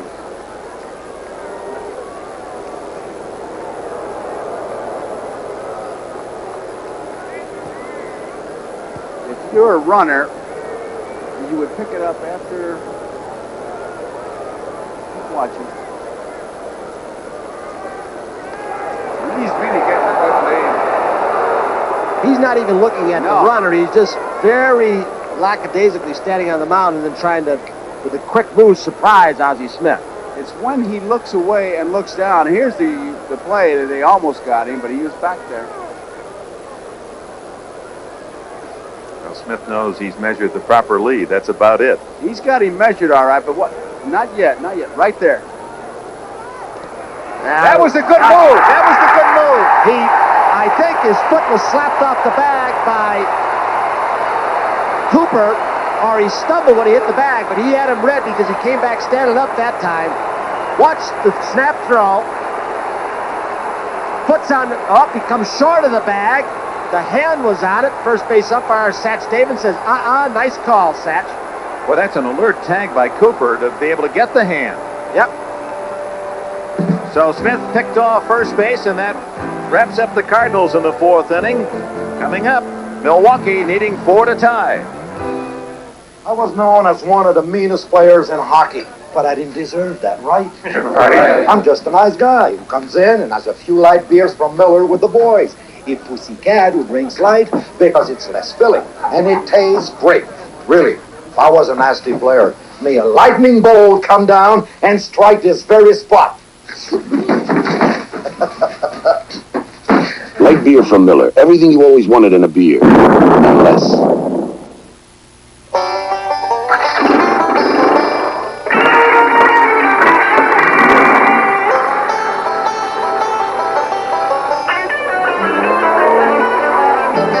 When it comes to three-wheelers, the choice is simple. Whether you're picking for work or picking for play. Just pick the Honda ATC. Follow the leader, he's on a Honda. I've been hearing this other guy talk about his realistic home video football game. Well, I play real football, and I also play the new Atari Real Sports Football. And I love it, because I love real passing, real kicking, and especially sacking the quarterback all by myself. And who you going to listen to? Some guy who just talks football, or a nice guy like me who plays it? New Real Sports Football, one in a series, only from Atari. Robin Yount leads off the Milwaukee fourth inning. Tom Seaver has been charting the pitches. What has Yount done prior to this game? One of the many charts that we've been keeping up here in the booth, not only pitching charts, but how they have been hitting and to what parts of the field they have been hitting.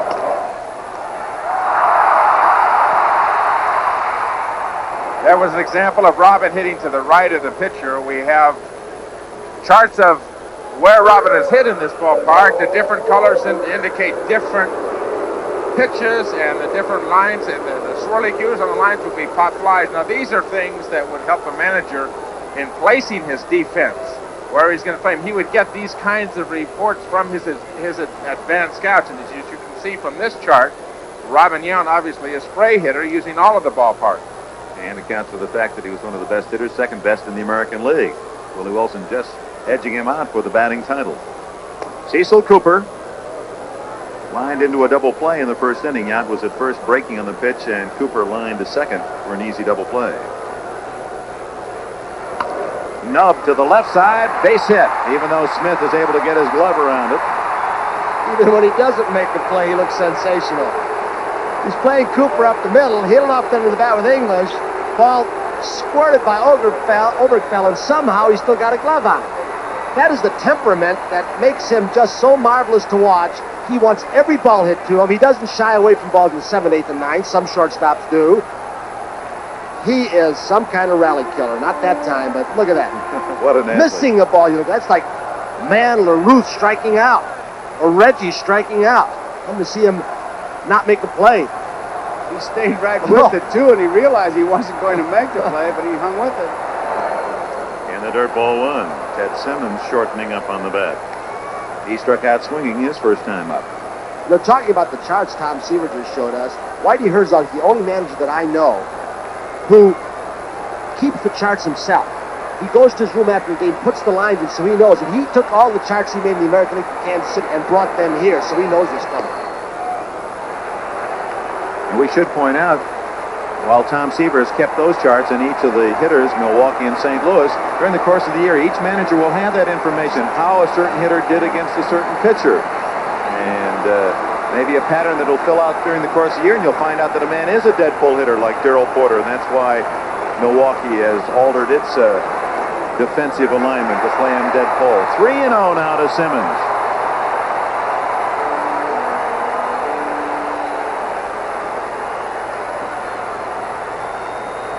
Crowd trying to get into it, but they're not believers yet. It's 4-0. They need a couple of base hits to rattle around County Stadium. 3-1. Power coming up, so Simmons would like to get on there. Set the table for Thomas or Ogilvie. Look where Willie McGee's playing. Kurt Flood played a deep center field like that in his Cardinal days, as opposed to Paul Blair, who was so great for the Orioles. He played shallow. He walked him. So for the first time in the game, the Brewers have 2 men on.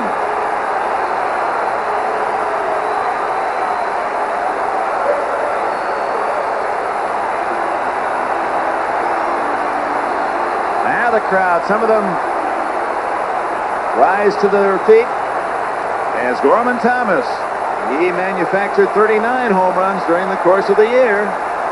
That's what this ball club can do. One swing of the bat, and they're right back in it.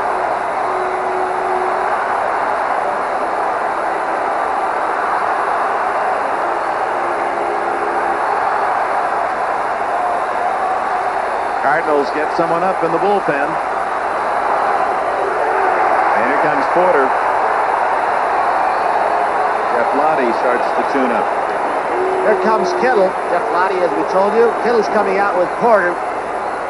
Kittle says when LaPoint lands on the front stiff leg and then follows through toward the third base side is when he gets in trouble. He overthrows. The right shoulder flies out and the arm trails and he loses control. A little mechanical thing that he'll try and work out with him if he can. Does not want to make a mistake to Gorman Thomas, who among the home run hitters, defining that as anyone who hit 20 or more in the major leagues, was third in home run ratio. Reggie Jackson led the majors. He had a home run every 13.6 at bats. Then it was Kingman, and Gorman Thomas was third. Every 14, 15 trips to the plate, Thomas got one out. And that's what the crowd wants now, trailing 4-0.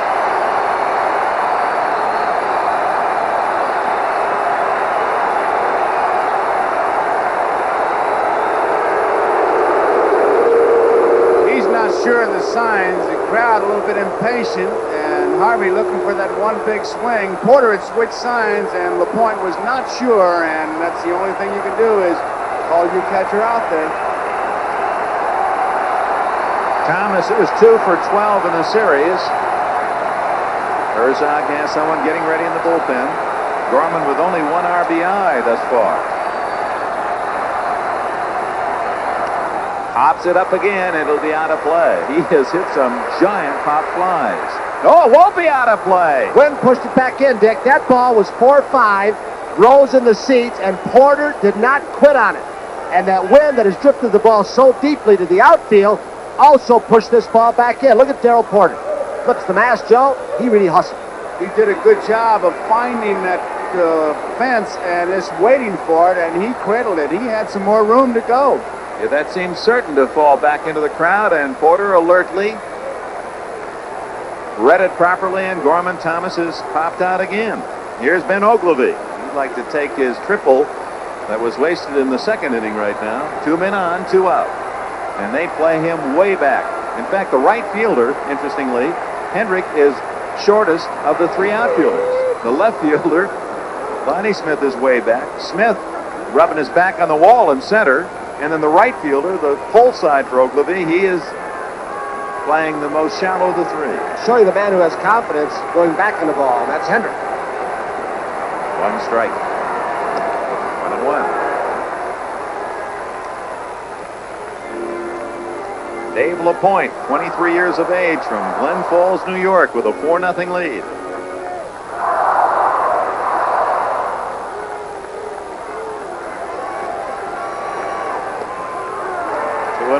There you you saw what Kittle looks like. Did you see him try to overthrow, and the follow-through was left foot over the right, almost looking at third base. There are the two runners for the Brewers. That's when he overthrows. Watch his follow-through. Left foot, stiff front leg, and there he goes. That's when Huff Kittle theorized that he goes wild. The action pitch, 2 balls and a strike. 3-1. On deck is Don Money, and of course, if LaPoint should walk Ogilvy, he brings the tying run to the plate.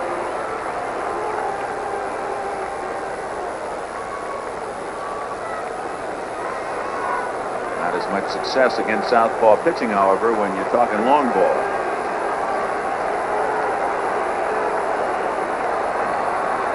Three and 1. Right at Hernandez. And the inning is over. So the Brewers, no runs a hit, they leave 2. We've completed 4 innings of Game 4 at County Stadium, Milwaukee. It's St. Louis 4. The Brewers nothing. We'll be right back after these messages from your local station. The Voyagers find history's run afoul when Babe Ruth considers quitting. Baseball just wouldn't be baseball without Babe Ruth. So they must get the Sultan of SWAT to swing tomorrow. You have no excuse for not calling your dear mother long distance. Because if you call any time Saturday without an operator, you can get 60% off. Now that's something to sing about. Hit it, girl. Reach out and touch someone. Reach out, call up and just say hi. I'm about to show you something new for Intellivision that will revolutionize the way video games are played and compared. First, here's a popular Atari game. Now don't look. And here's new Space Spartans for the IntelliVoice module. Hello, Commander. Starbase 1 under attack. The battle is over. New IntelliVoice. Now that Intellivision talks, you can tell the difference with your eyes closed. Outstanding horsemanship, Foxfield Jumping Derby following baseball.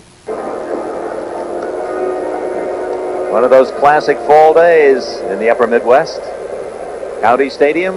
We were surprised last night when they announced the crowd the largest ever here at County Stadium, 56,000 plus, or 53,000 seats. Today, we realized where those 3,000 were trying to get from downstairs prior to the game up to the booth. The standing room must be 4 or 5 deep on all levels. You saw some shots earlier of people that are actually lying down on the rampways to see through and get a view of the game. And there's a look at the crowd. This is not the original ballpark, completely original, because they extended those stands down toward the foul pole to slightly unwrap this ball field. And in a way, it's a shame. In the right field corner, maybe we can get a look at it later, where they built the upper deck, used to be up on the hill beyond the ballpark, Mockingbird Hill, the VFW hospital. And the old soldiers that sit out there, they had their own grandstand. They listened to Earl Gillespie on the radio and watched the game. Oberkfell lines it foul, leading off the 5th inning. Has a double and a walk. He was up when Ozzie Smith was picked off first base to close out the 4th inning.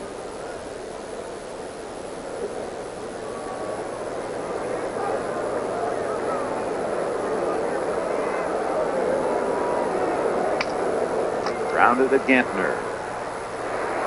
And is one away. Here to get him on that split finger fastball. Yeah, around the world and the United States, action captured by a battery of photographers located down the 1st and 3rd baseline just beyond the dugouts. Dick Haas has really settled down. The first 2 innings, he made 59 pitches. In the 3rd and 4th inning, only 22. Made 9 pitches in the 4th inning. It's quite a contrast. And for the Brewers and Haas, he's going to have to pitch that way because the Cardinals already with that 4-run edge. He has to check them, hope some of those wall bangers can get the bats jumping for Milwaukee. 1-0. Hernandez, hungry for a hit, is now 0 for 13 in the series, an unlikely candidate to wear the collar that long. You're talking about coverage around the world, one of the most prolific countries sending talent to professional baseball is the Dominican Republic. And Andujar is from San Pedro de Macorís. The first thing he said when he was going out, being wheeled out when he showed us, "Be sure somebody tell my mother in the Dominican that I'm all right." So if you didn't get the message, Mom, Joaquin's doing fine. Yes, indeed. He was wearing a big smile down in the dugout prior to the game today. Probably watching it last night and saw it quicker than anybody. Laughing friends, and there's Joaquin in the third base dugout. 1-2 the count on Hernandez. Change. Yount into the hole. And there again, as you described it last night, Tony, the gliding action of Yount, just moving so gracefully to his right, in position to make that one hop and throw to first base. Joe could probably talk about this better than I could, because he's a glider, like Marty Marion, I would think, as opposed to Phil Rizzuto, a scooter, like a Ozzie Smith. There were two guys. Eddie Miller was like that. They could catch an egg and make it look easy. George Hendrick, an infield hit, a chopper that bounded out of the glove of Yount in the first inning and knocked in the first run of the ball game. Overkill was at second at the time with 2 outs. Woohoo! I made it 1-0 in the second inning. A disastrous frame for Moose Haas. Allowed a single to McGee and no other hits afterwards, but the Cardinals still scored 3 runs. Walks, wild pitches, errors, and that's how we stand 4-0. A 2-run sacrifice fly capped it off. Oh, we showed you earlier when the white line was there for reference point. There it is, where he's got a little corner of it. Now it's gone, so how do you know? Well, he's definitely he may be out. Back a little bit. What's interesting, he's not only in the back end of the batter's box out, but on the side line. He's got his heel right on that line.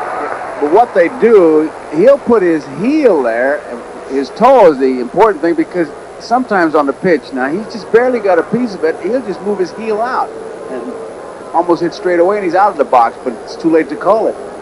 When you see a guy that far away from the plate, the immediate thing I'm sure pitcher and catcher says, he likes to get those arms extended, go outside, but they went outside on him. And he still got out there, flies it to center field. Thomas has it, and it's a 1-2-3 inning for Moose Haas.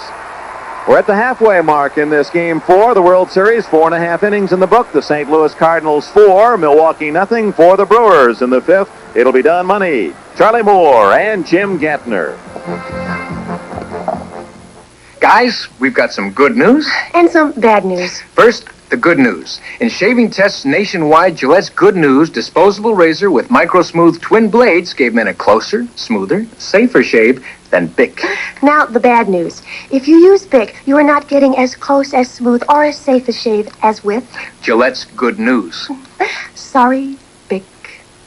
Gillette's Twin Blade Good News. It's bad news for Bic.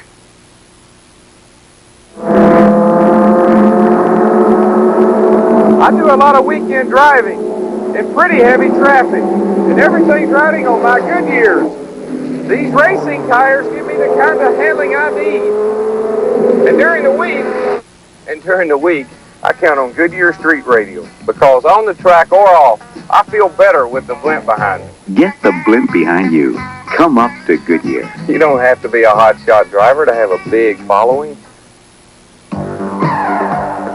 When Ford Escort started out, it had a lot of things going for it. Nimble front-wheel drive, 4-wheel independent suspension, and great mileage. No wonder Escort sales have jumped over every big car, small car, foreign car, domestic car, over every other car line in America.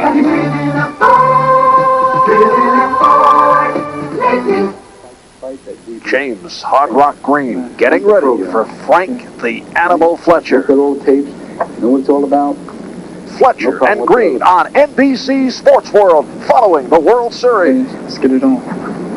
Let's get it on. Don Money, the Brewers' designated hitter to start the 5th inning. Cardinals lead 4-0 here in Milwaukee, Wisconsin.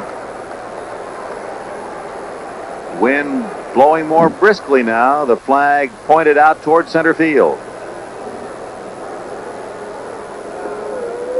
1-1. LaPoint had the honor of clinching the division championship for the Cardinals when he beat Montreal 4-2 a couple of weeks before the end of the regular season.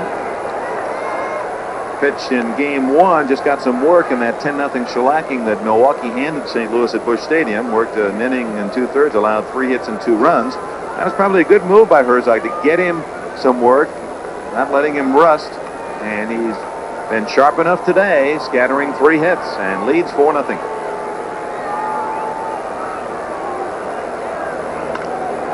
Hit well to left center field. Willie McGee doesn't get that one. And Money is at second base.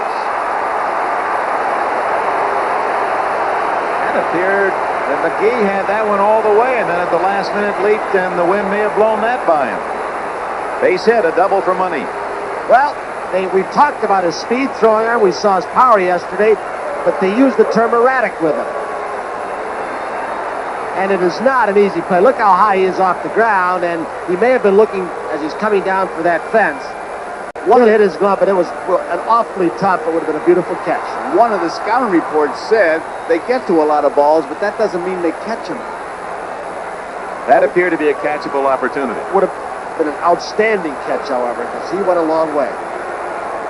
So Charlie Moore with Money, a leadoff double, last of the 5th inning.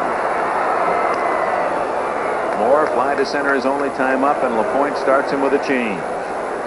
Hopkill and Darrell Porter were talking about him, and they said in key situations this year, LaPoint struck out with that changeup. Gary Carter, Andre Dawson in another game, and Mike Schmidt. And as this man said, those are the three of the toughest hitters in our league. Hopkill. All power hitters. The guys that are going to give LaPoint trouble would be a Charlie Moore, who uses the whole field. Money at second base, no one out. Brewer fans trying to do just that. Brew up a comeback for this Milwaukee club.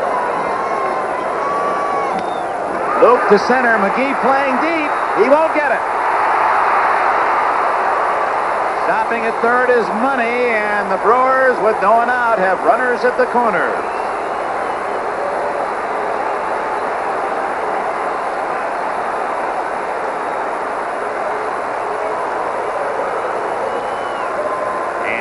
Gantner is the batter.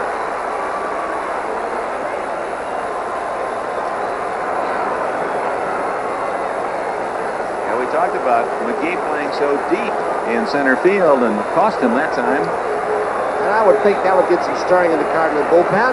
There is. 4-0 St. Louis leads. Money at third. Moore at first. Jeff Lottie. John Martin. Looking for a double play. Gantner hitting 9th in the order. 4 for 12 in the series. Ball 1.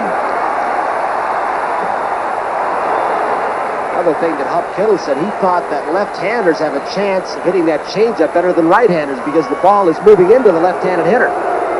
Sometimes you can get the meat of the bat out of it and pull it.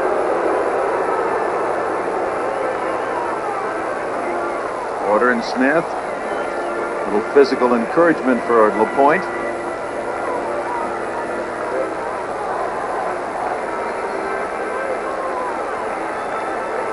Money with his double. Moore with a single at third and first. And Whitey starting to pace. Time called Fangio balk, but clearly the call from Dave Phillips, the plate umpire, was time.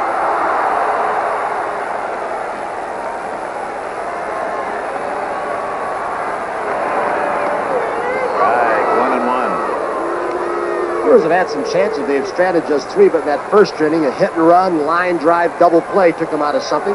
Cooper lined into it. The on-deck man, Molitor. No one out. Roll foul. Boy, that took a funny bounce.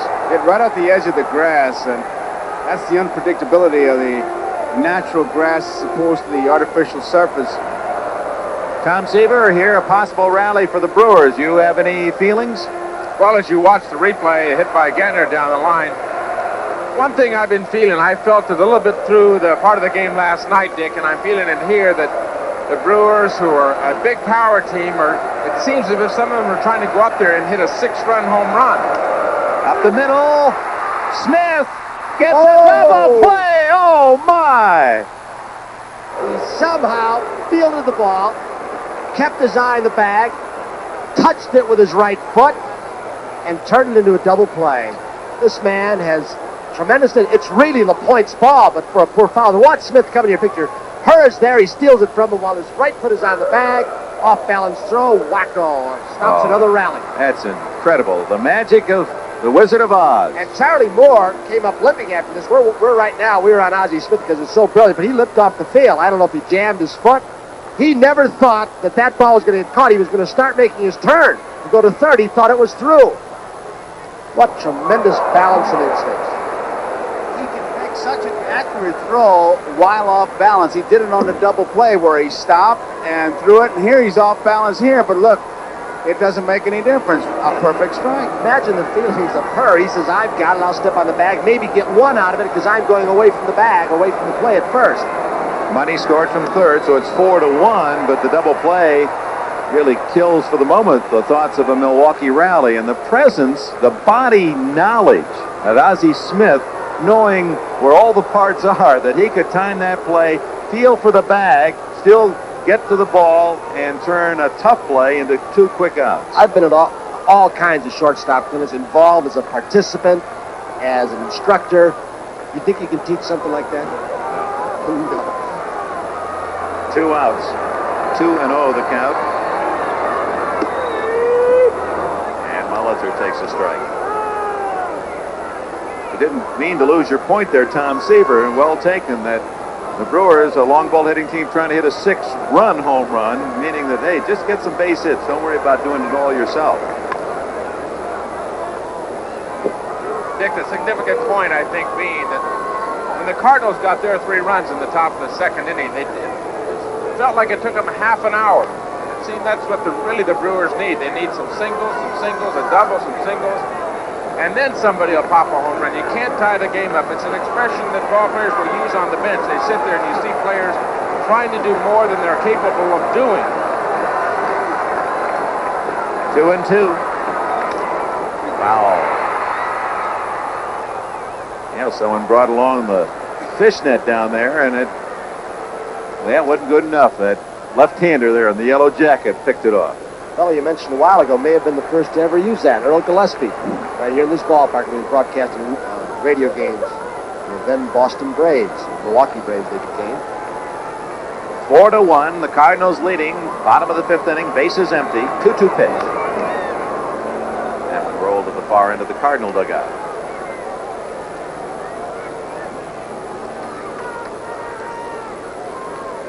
LaPoint lost his bid for a shutout, but as indicated earlier, he just wants to give him 6 good innings. McGee with a beat on this one. And that's it for Milwaukee in the 5th inning. They get a run on a couple of hits, but are denied the big inning by shortstop Ozzie Smith. The Golden Glove for the St. Louis Cardinals. After 5, 4-1, St. Louis. Sharp introduces the SF-825 copier. Hold it! I'm here to demonstrate how the SF-825 reduces 2 ways or enlarges. Really? Make a small copy of me even smaller or an enlargement up to 120%. Sharp's SF-825 has 44 diagnostic features. I love the copier, and you're cute, too. Hey, don't forget your original. We replaced 500,000 transistors and diodes with 1 tiny chip. From Sharp's minds come Sharp products. Here's to good. Hey, how you doing? Hi, Jim. Hey, What's up? Well, I thought it was about time I paid you back. Need a snack. I pay us back for what? Last Sunday when the Palmers dropped in, you loaned me some beer. Well, Jim, that was beer. This is Lowenbrow. Well, let's call it interest. When you want the taste of a truly great American beer, tonight, let it be Lowenbrow. You know, Jim, I've been thinking. Maybe you ought to borrow things more often. In the world of action watches, trust Seiko for advanced dual display technology even 300 feet beneath the sea. Trust Seiko for timepieces that display any of 6 functions with a turn of a bezel. For a alarm chronographs that even measure your pulse rate. For the world's most advanced technology, people trust Seiko more than any other watch. Get the best of Seiko watches, the best of Seiko clocks, only where you see this sign. Cardinals 4, Milwaukee 1 after 5 innings. Tom Seaver talked about the chart that he's been keeping on Robin Yount. How about Darrell Porter? How does that one look? Well, as opposed to a Robin Yount, who you saw earlier, you can see Porter primarily hits the ball over here to the right side of the infield and the outfield. The ball that is down that left field line, you can see the blue line down there, is the hanging curveball that Don Sutton threw in game number 2. But this gives the managers, of course, again, a good example of how hitters will hit the ball, where they will hit the ball, where to place the defense. If they hit the ball on the ground, a lot on the infield, if they hit a lot of fly balls, etc. And of course, you can see, Dick, obviously, over the course of the year, the more that a club will see a pitcher, the more of a record you can build on each individual hitter.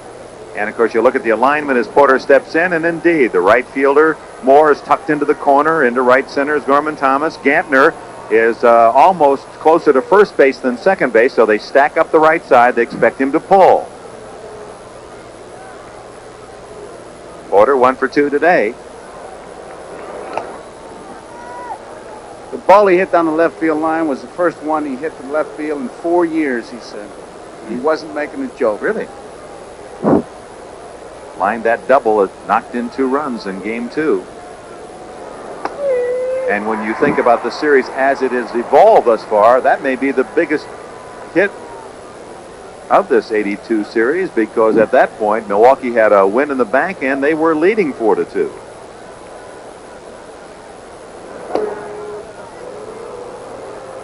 And they talk about baseball as being a team game. Basically, it's a lot of individual efforts. Raleigh Fingers has gone down in the bullpen. Whether or not he'll pitch, no one still knows. But the team effort comes in when you try and coordinate that. A defensive player plays a hitter. More so he plays his pitcher. More so he plays a situation. The key is the pitcher. If he doesn't execute what you talked about, like a Tom Seaver or a Palmer or anybody else, it ain't going to work. Execution where all things become coordinated. Can't play him to hit away and then throw him a nice slow curveball and give even a guy who can't get around a chance to pull it.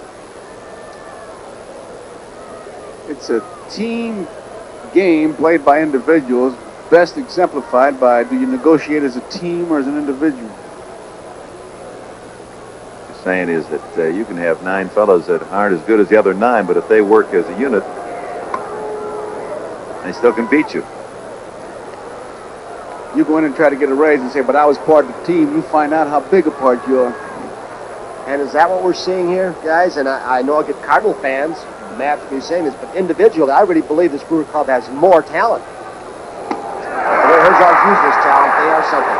Second strikeout for Haas as he came inside with a fastball.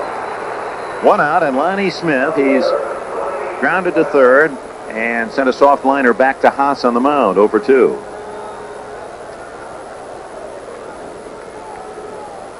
St. Louis Cardinals, they've won more World Series than any National League team. 8 World Series championships. Of course, the all-time leader, the New York Yankees, with 22.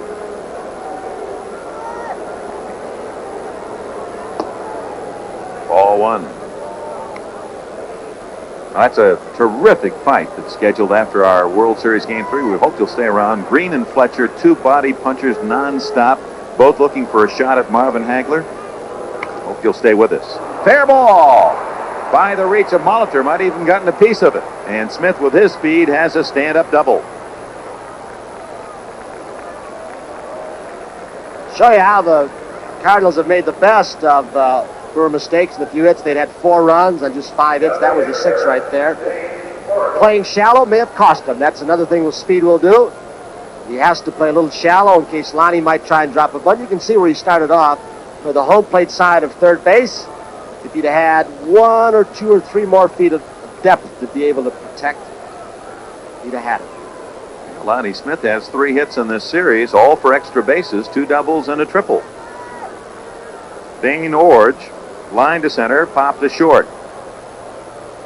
Gotta watch him off second base, too, even with a left-hand hitter up. 4-1 the score. The Cardinals trying to get the run back that the Brewers cashed in the last of the 5th inning. he has the green light if he wants to go off second base. And the middle infielders are split once again. Yount and Gantner are not holding him too close, and Simmons stops the procedure right there. Maybe trying to get Yount a little more aware of him with a left-handed hitter up. Yeah, because they play Horge to hit the left field. Yount has to play back into the hole, away from the bag. That gives him a bigger lead. Of course, the other side of the coin is with a left-handed hitter up, it gives Simmons a clean shot for his throw at third. I always like my pitcher to back off and give him a look, at least let him know, hey, I know you're there. 1-1. Horge trying to shoot that ball to left field. That's what you see happens. After the first pitch, Robin didn't bother. Simmons, I believe, said, be careful. I know this guy. He'll go. Yount moves 3 steps closer to the bag, which leaves a better opening for the hitter. Yount is shaded towards second base, maybe 3 or 4 strides, and will jockey back, and his range is limited to his right because of it. 1 ball, 2 strikes. Smith with a double. There he goes. Yes. And it's hit the right center field. A very tough play. It's going to fall. In comes Smith on a double by Horge, and it's 5-1 St. Louis. Harvey's got to get a pitcher in there and try and shut something down here. He went with Vukovic a long time. They have thrown 5 runs on the board off Haas. Yeah, there have been some misplays. He's going to come out and have a little talk. Jim Slayton, veteran right-hander, up through the Milwaukee organization, traded to Detroit for Ben Ogilvy, and then the Brewers able to get Slayton back as a free agent. We're in the top of the 6th inning. Harvey Keene, the leg was amputated below the knee, the right leg, and Harvey was able to, a great spirit and courage kid about it, says he gives his pitchers a lot of time to warm up. By the time I get from the dugout out to the mound, they get 5 or 6 extra throws. New pitcher coming in, breaking the action. St. Louis leads in Game 4, 5-1. The finest friends, the warmest smiles, the greatest times stand out from all the rest. For all the best of times. Gallo Chablis Blanc, the extraordinary Chablis that's preferred more, enjoyed more than all others made. From Ernest and Julio Gallo, Chablis Blanc. But best of all the best. We bring you all the best. According to a Prestone survey, 7 out of 10 cars on the road have rust in their radiators. Of these, almost half could look this bad. Any radiator could get this bad after just 10,000 miles driving on weak, neglected antifreeze. But look at the Prestone difference. Prestone, with its patented silicone silicate formula, forms a tough, protective barrier to lock out rust and corrosion. Be safe. Put in a fresh fill of Prestone now. Deep inside, trust Prestone. Why did you bring your car to Kmart K-Care? The price is always good. Because the shacks were rotten, we're bouncing up and down, up and down. Quality and honesty. Up and down, up and down. The shocks just bounced. Smooth your ride now with Monroe-Matic shock absorbers at a net price of $9.88 each after you receive a $3 mail-in rebate. Nice and smooth.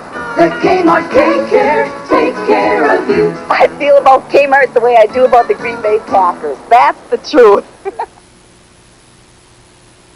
Valerie Harper is a young VA with a lot to learn. But she won't back down because she cares. She's Farrell for the People on the NBC Monday Night Movie. County Stadium, Milwaukee, quiet now as the Cardinals have built their lead back to 4 runs. It's 5-1 on this World Series and college football Saturday. And some key collegiate football action around the country. Keeping our eyes on the top-rated team. The Panthers ranked 3rd, leading Temple 10-0 at the half. Ooh, surprise there. Vanderbilt at home. Georgia 10-6 at the half. Penn State with a 2-touchdown lead. The 8th-ranked Nittany Lions over the Orangemen of Syracuse. Rest of the action later today involving top 10 teams. Line on Jim Slayton. 6 games under 500. Career, but a good ERA, 3.86. I've always admired a pitcher that fills the role of a Jim Slayton because he has been a spot starter, a long reliever, a short reliever this year, You approach pitching differently in every one of those, with your pitching pattern, every one of those different areas. Mentally, it's a different ball game when you come in. He's a breaking ball pitcher primarily. Good curveball slider. But when you look for the curveball, he can be very sneaky. Slayton, as is the case with Gorman Thomas, two of the links back to the Seattle Pilots days. He and Thomas were both drafted by the Pilots in '69 with Antelope Valley, California.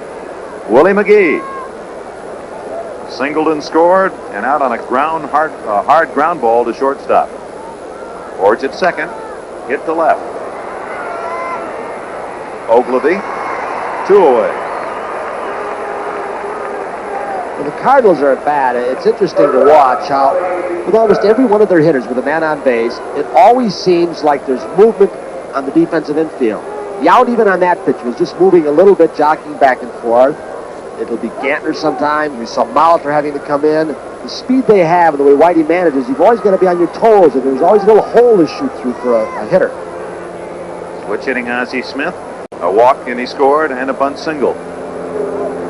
But the line that Whitey Herzog uses on Ozzie Smith, he says it's a bonus when he hits 240, 250 because Ozzie Smith saves me 100 runs a year. And everyone says, 100, Whitey?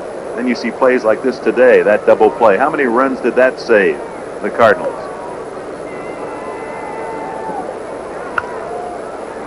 Luke to the third base side, now to play.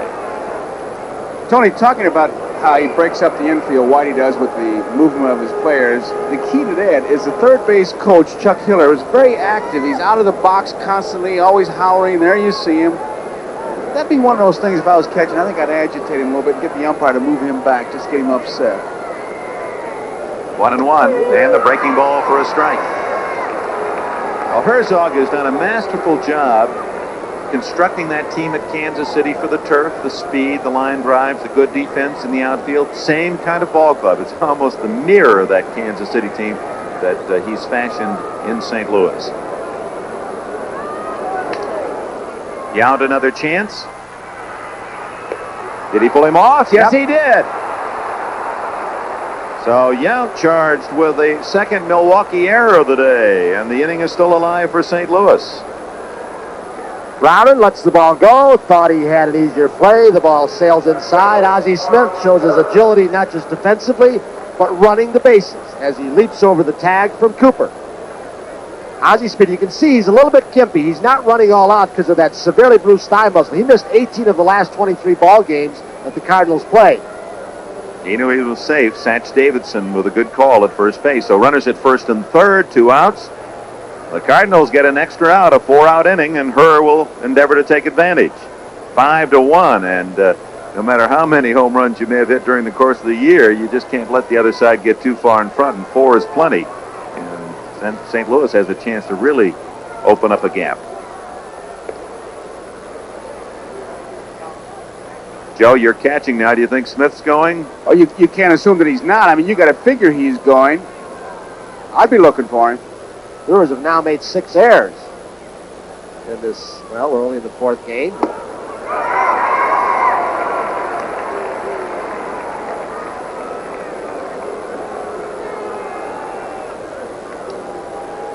Made 6 in the last 3 games. No errors in the first game.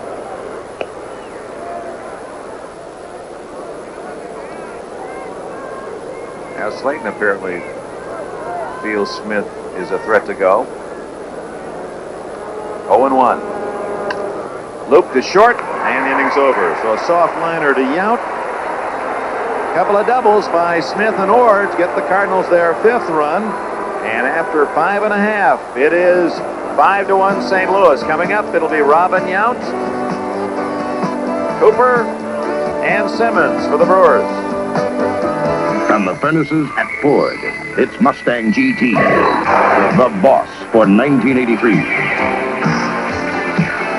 Hot new styling. New 4-barrel carburetor, a 5-liter high-output engine. The boss, the 175 horsepower Mustang GT.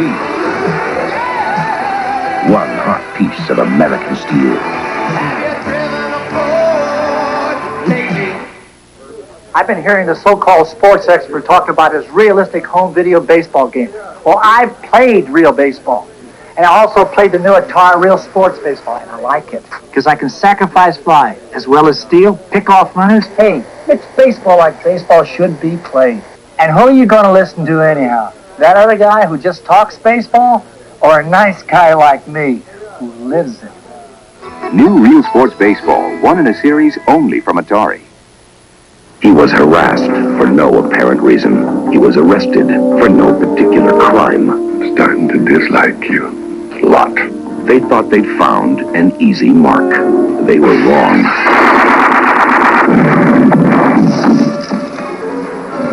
Sylvester Stallone. This time he's fighting for his life. First Blood. Rated R. Starts Friday, October 22nd at theaters everywhere. Tonight on Different Strokes, Arnold plays Cupid, but his arrow goes astray. What you talking about, Lisa? Then Ricky shakes up the house to get his attention. Silver Spoon. Probably without too much argument, the two outstanding relief pitchers of this time. Roland Fingers with over 300 saves. Bruce Sutter, Fireman of the Year again this year in the National League, over 200. Rich Gossage is probably get a vote or two with those two men, tough to beat. Yeah, with a line drive snap by LaPoint on a short hop and throws him out. So LaPoint fielding his position and saving a leadoff hit.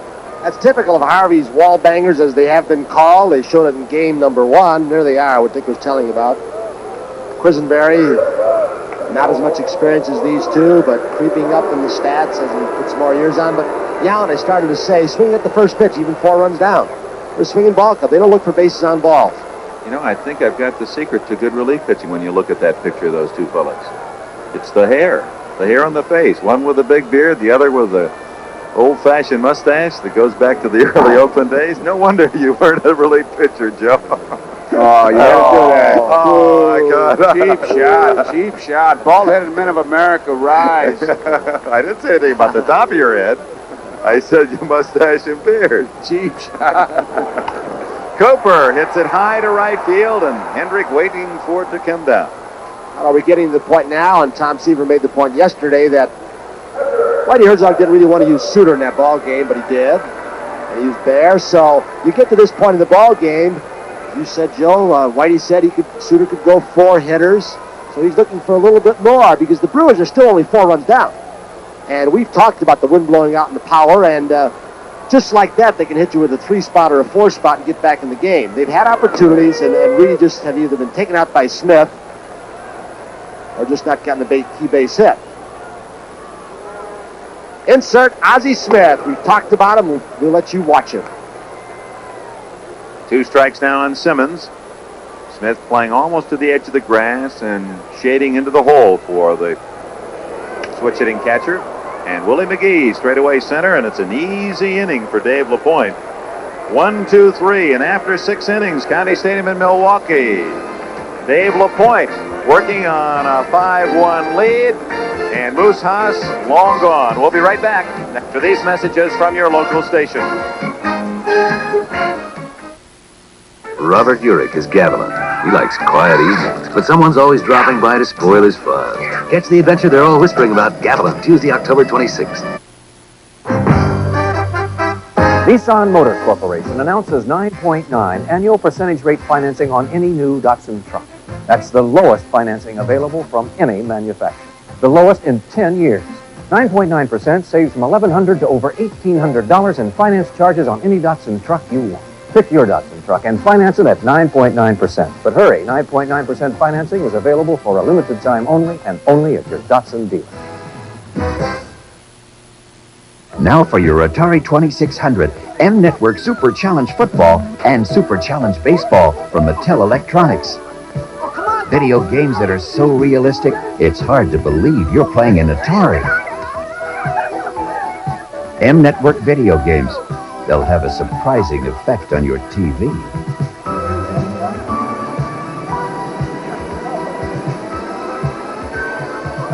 M-Network from Mattel Electronics. Does your car stay turned on long after you've turned it off? Exxon gasolines can help put a stop to that. Exxon Unleaded is all most cars need to run the way they should. So try it and save. But if you need still more octane, try Exxon Extra Unleaded. If you have a car that just won't quit, make it stop now. Get Exxon. Quality you can count on. Outstanding horsemanship Foxfield Jumping Derby following baseball. Look at Milwaukee. Temperature in the low to mid 50s today. Not much traffic on the expressways. They're all packed in at County Stadium or listening or watching to the radio or telecast of this game. 4 and the St. Louis Cardinals on Milwaukee turf with a chance to open a 3-1 lead in this series. They have a 4-run advantage as Slayton works to Oberkfell. Cardinals, as was the case last night, making their hits count. 7 hits but 5 runs. Last night they had only 6 hits but 6 runs. 2-0. In case you're wondering about a 3-1 lead, it's often a lot. Very few teams have been able to rally from 3 games to 1 down. But the Cardinals, one franchise, knowing well from history that you can't relax, because in 1968 they had the 3-1 lead and they were at Detroit with that lead, and the Tigers came back to win that game 5 and then went back to St. Louis and won 2 and came from behind to take the series from them. Pittsburgh did the same to Baltimore in 1979. But we're getting ahead of ourselves. 3-1 to Oberkfell.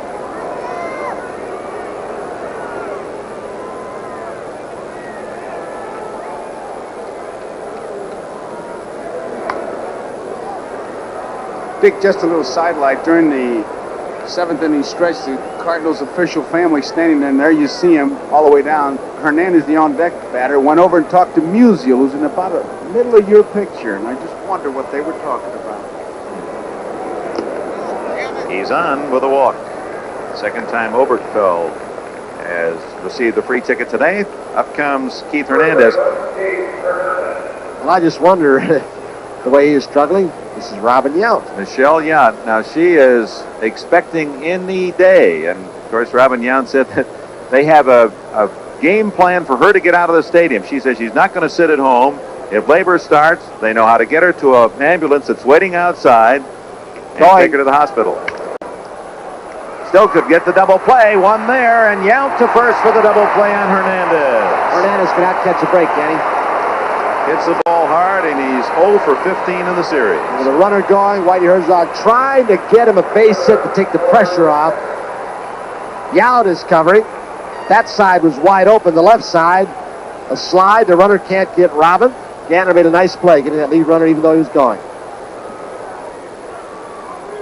He's hit, what, maybe 3 balls hard. He hit one to Yount yesterday that Yount went to his left on.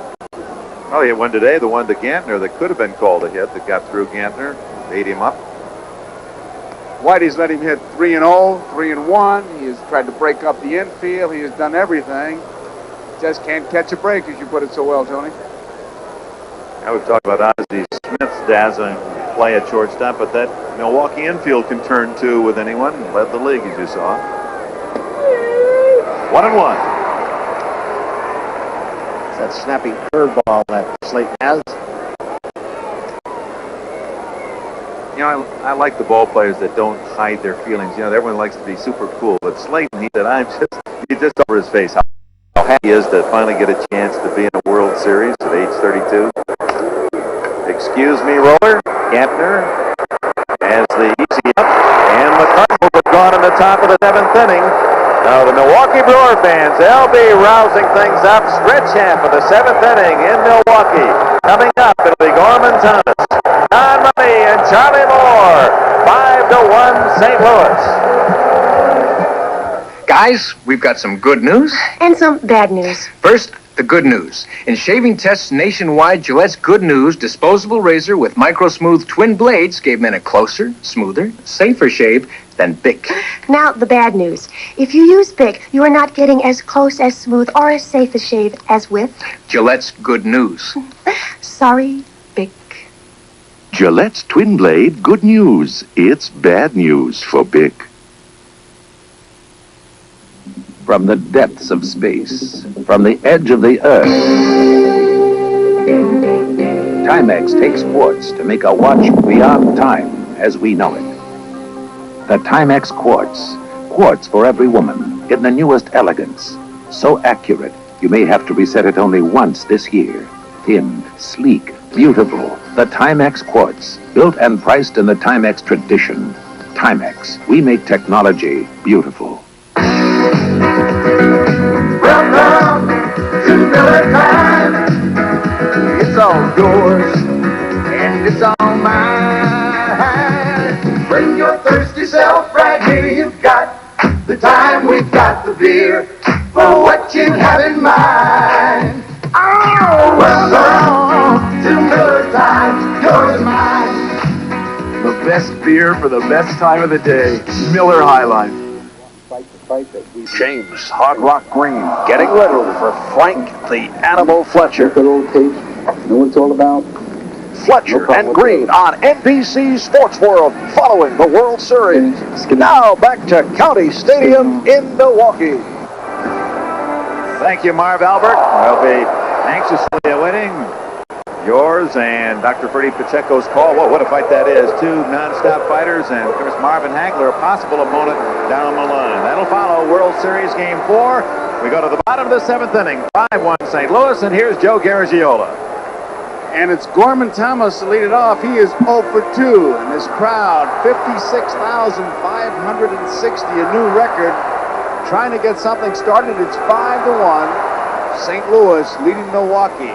And LaPoint will start the 7th with the bullpen going because Herzog has what he wanted out of him. 6 good innings. Anything now is gravy. High pop foul, back towards the stands, drifting in. Porter's got to play. He makes it. And Gorman Thomas is at home plate talking to himself.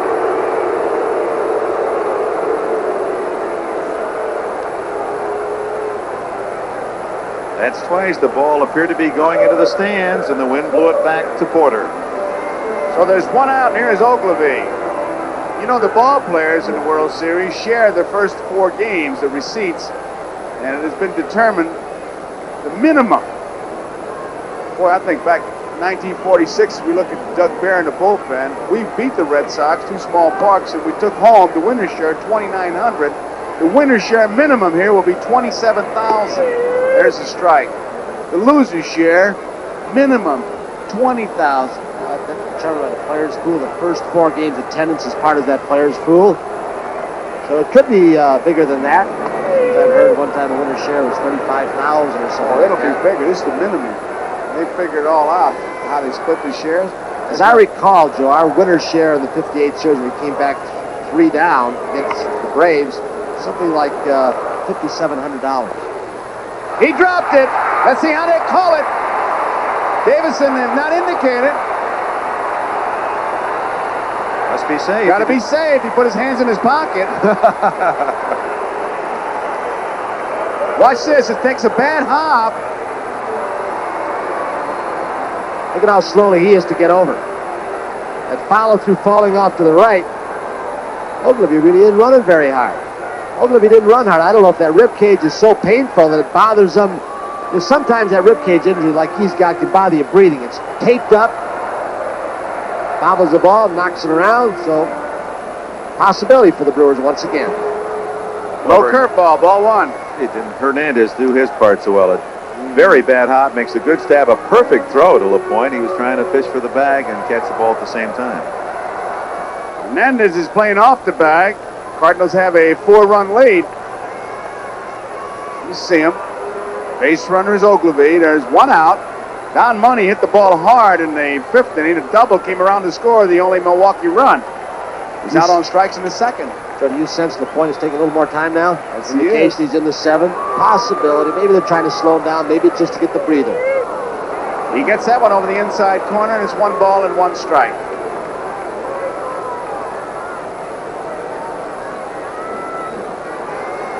One man out. Foul ball down third base line.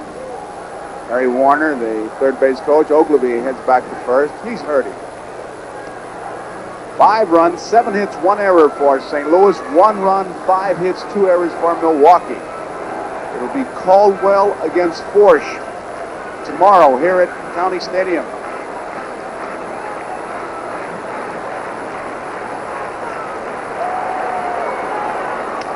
A little looper. It's going to drop for a base hit. Ogilvy stops at second. Money's at first. Brewers have something going.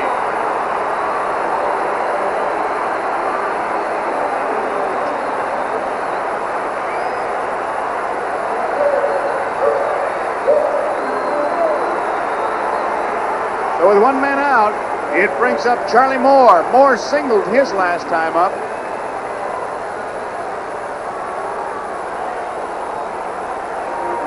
Largest winner share, we just got the word from Tommy Valenti of the Commissioner's Office, just under $35,000. Was that 1980? 1980. Moore, 1 for 2. On at second base, Ogilvy. Money's on at first. 1 man out.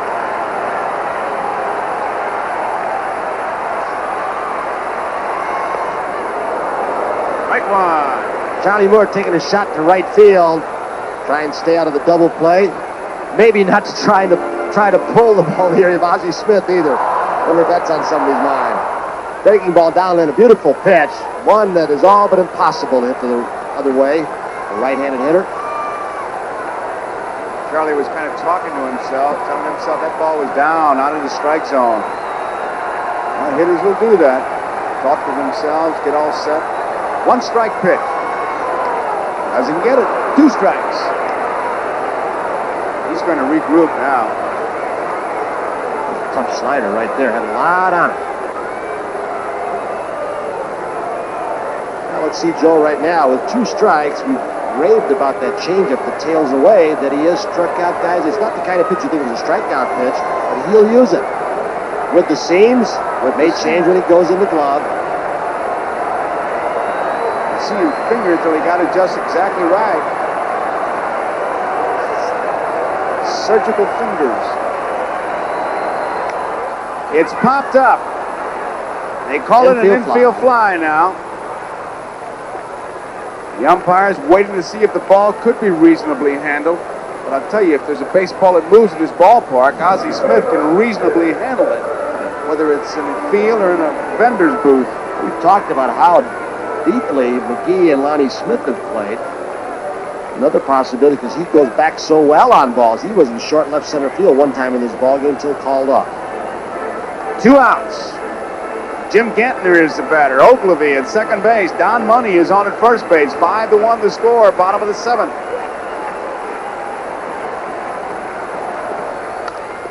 Right center field. That ball is going to drop. 1 run is in. Heading for third is Money.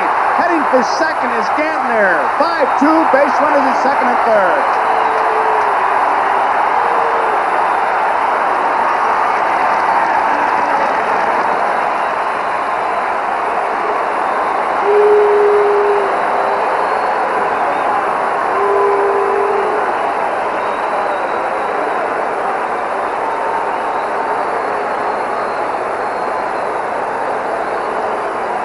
So Whitey Herzog making his way out.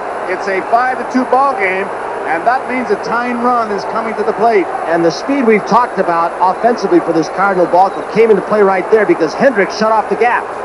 And that saved a run from scoring, Money, and also Gantner from going to third.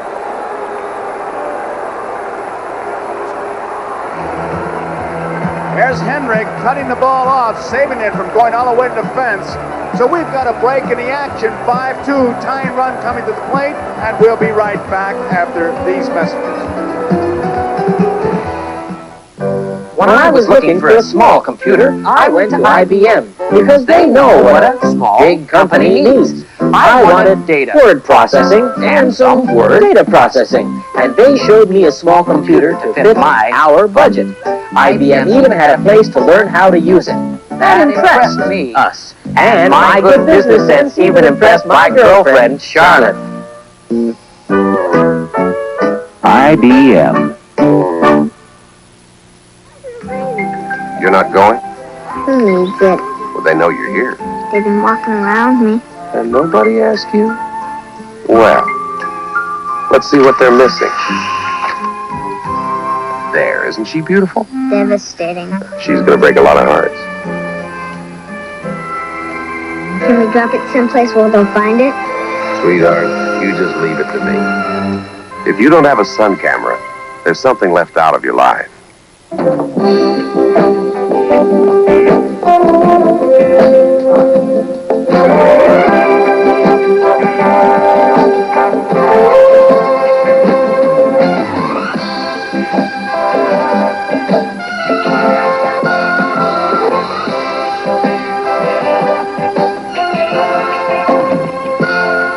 Baseball fever. Catch it. It lasts forever. The preceding message was furnished by Major League Baseball. Doug Bear is the new pitcher for the Cardinals. Charles Douglas Bear, acquired from Cincinnati. He's the middleman. Suter nails it down for him, and Bear has to hold him, and now 5-2. Molitor, the batter, tying runners at the plate, and the crowd is alive.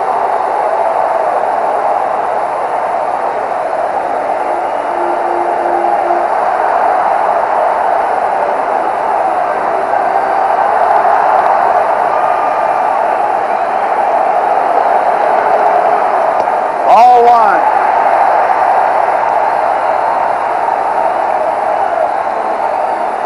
There are 2 outs. 5-2 is the score.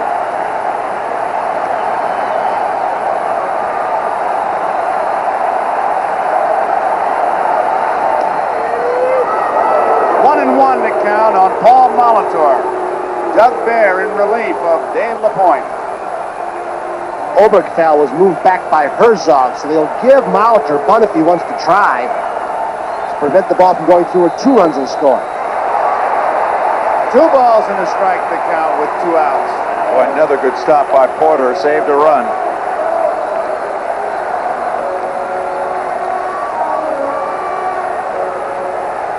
Darrell Porter in front of it. Really blocking the balls nicely this afternoon. 3-1 to count.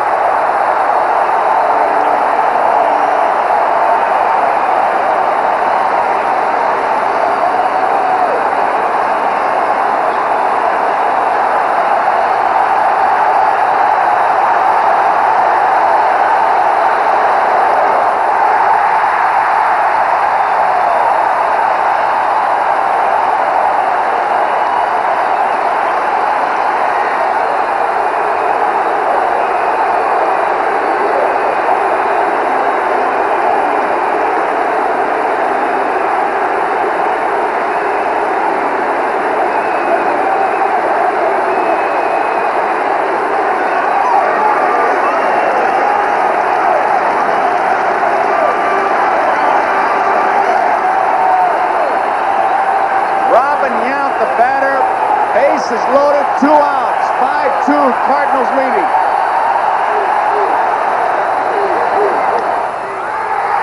Right field line, it is curving foul.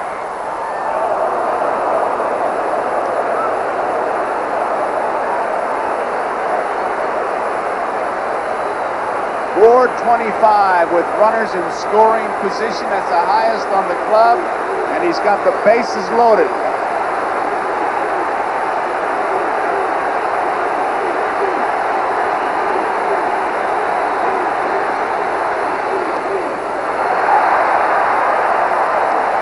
One ball, 1 strike to count.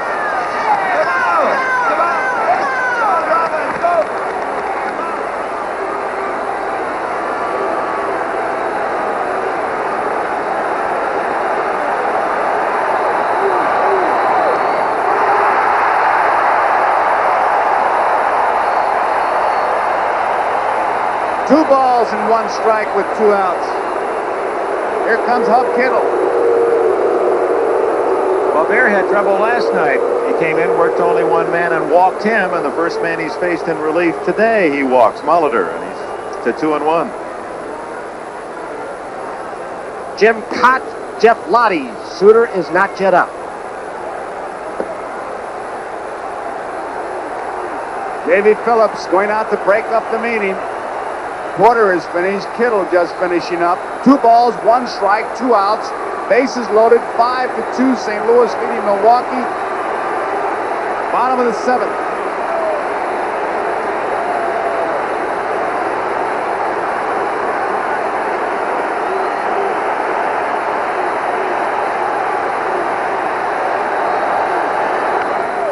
Base hit, right field. 1 run is in. 2 runs are in. Heading for third is Molitor. 5-4.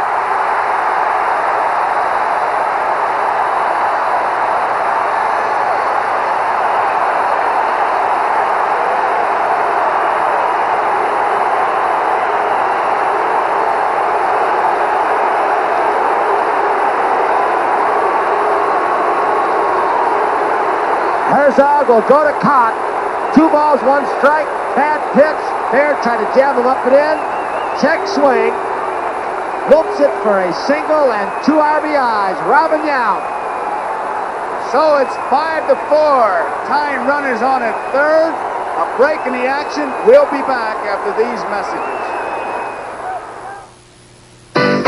Welcome to Miller Time. It's all yours and it's all mine. Bring your thirsty self right here. You've got the time, we've got the beer for what you have in mind. Welcome to Miller Time. Yours and mine. The best beer for the best time of the day. Miller High Life. Over the years, full-size Ford pickups have been winning the uphill battle for better gas mileage, and each breakthrough has been tough. Ford's full-size pickup broke through the 18 mpg barrier in 1979. In 1981, it got a 21, and last year, Ford broke through 22 mpg. This year, Ford hit 23 mpg, a new high. Used for comparison, your mileage may differ. It's a tough uphill battle, but Ford's best sellers just keep winning it. America's truck, built Ford tough. 9-9. The battle between the chef and the baker has been going on for centuries, until the Sharp Carousel convection microwave oven brought them together. As a microwave, it's better for fish and casseroles. As a convection oven, it's better for cakes and pies. And the Sharp Carousel turns the food so you don't have to. The Sharp Carousel convection microwave oven. We replaced 500,000 transistors and diodes with one tiny chip, Sharp. Tomorrow, This kid's money in the bank. Eric Estrada wants to be champion, and Morgan Fairchild can get him there. Honey Boy on the NBC Sunday night movie. Jim Cott is the new pitcher, and much like the Milwaukee bench, the man on their mind is in the insert. That's Bruce Suter. So it's Cott against Cooper, and in game 2 in the 5th inning, Cooper singled to left field to drive in Robin Yount. And there is Suter from the bullpen. He has not yet thrown a pitch, but he has begun, I think, the mental preparation. He's looking ahead. He also had a baseball where he was loosening up his shoulders. It's in his left hand now. He's rotating the ball over his head, backwards and forwards, starting the loosening procedure. Jeff Lottie continues to throw.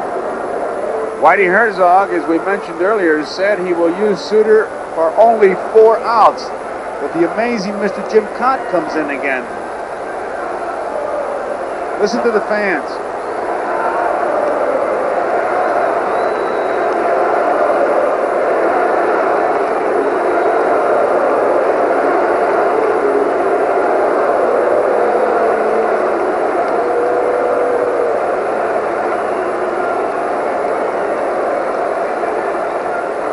$56,565-4, and this is the kind of a ball game that these Milwaukee fans have had all year long.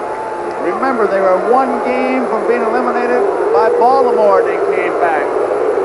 They were 1 game from being eliminated by California. They came back. Looked like a blowout here for a while, and here they are. Tying runners on at third. We look at Doug Bear.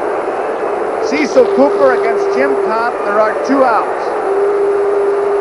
And these fans will tell you what's happening.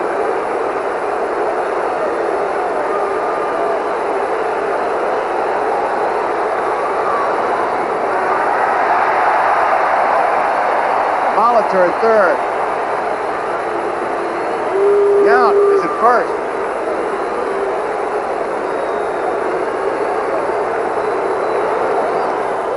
Oh, what a surprise that would have been, but it's ball two. Oberkfell way back at third. Brewers can do a lot of things. All started with a LaPoint air. They would have been out of it.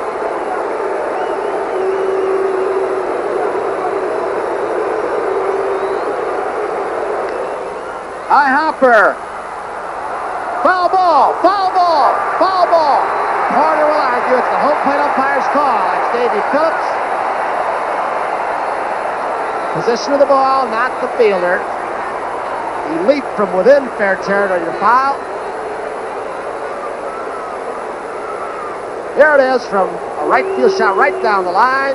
It's in fair territory. He leaps from fair to foul. The position of the ball was in foul territory. Cooper's call, he'll tell you where it was. Look at Davey Phillips, very alert. Of course, the catcher's going to disagree, Porter. She did. It's a game of inches, and so far, Milwaukee. Hot smash, knocked down, we're tied up.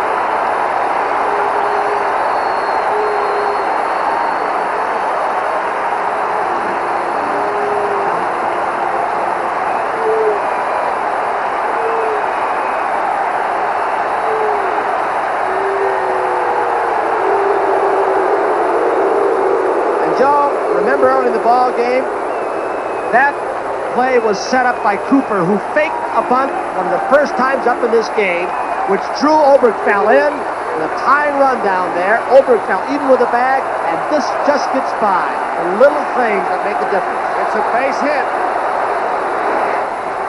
Ball one. Robin Yount is on at second base. Cooper's on at first. Early in the ball game, the inches were going against the Brewers, and now they're going for him, and we are for them, and we're tied up in quite a game, 5-5. Didn't get it. 1 ball and 1 strike. Good speed on the bases. Yount's on at second. Cooper at first. 9th man to bat in this inning.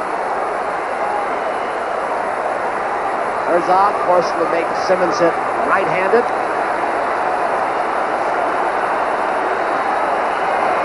A wild pitch all the way back. Runners advance.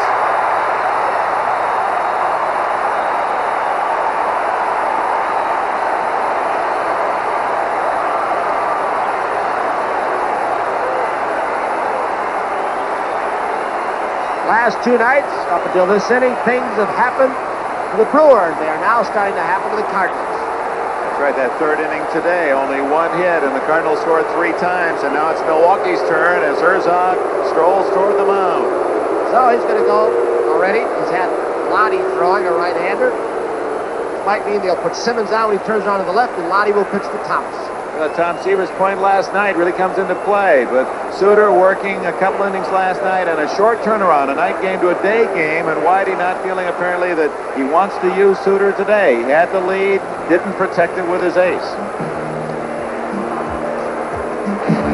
Lottie comes in, and a base hit now would score 2 runs with the wild pitch. We'll be right back. We're all tied up at 5-5 right after these messages.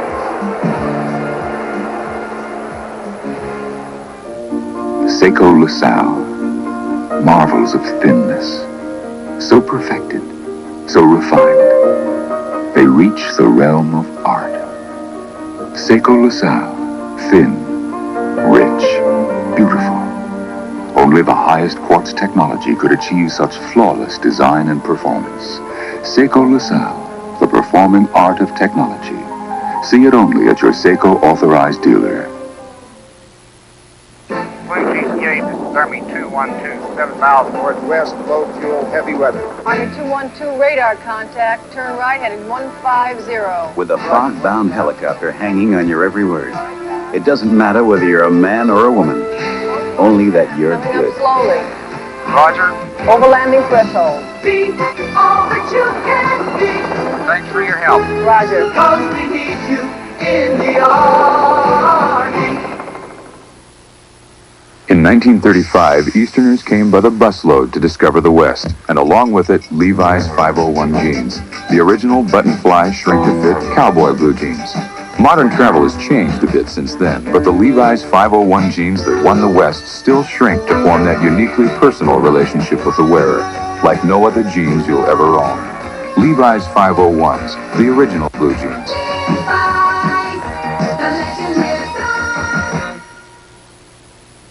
Bonds moonlights as a model Isn't he gorgeous, girl? and uncovers an extortion plot that could cost a young model her life on all-new Chips tomorrow. Jeff Lottie is the new pitcher for St. Louis. Bruce Sutter in the bullpen, and these fans, 56,560, they were chanting, "We want Sutter, we want Sutter." But it's Lottie who came over from Cincinnati with Jose Brito for Bob Shirley. I guess that shows how crazy some fans are. The Milwaukee fans are cheering, "We want Sutter," or you think those were Cardinal fans? Well, regardless, they were fans. If they go in the batter's box, they might think otherwise. Ninth man to bat here, and we've got base runners at second and third. The wild pitch is put Yount on at third. Cooper is on at second, and Ted Simmons is the batter. And Lottie is inheriting a 2-1 count now. The count is 2-1. And now Simmons will switch and bat left-handed.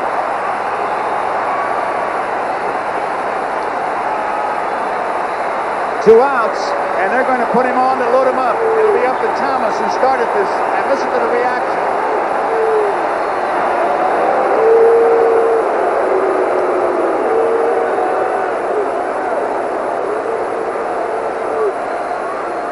Norman Thomas will have a crack. And a sinker ball pitcher. If it's down, Lottie's ball moves downward. He said before the game to me, Tony, I'm like a bomb, though I'm not hitting. Gorman Thomas, he said, I'm still ticking, and when I go off, there'll be an explosion, and the stage is set.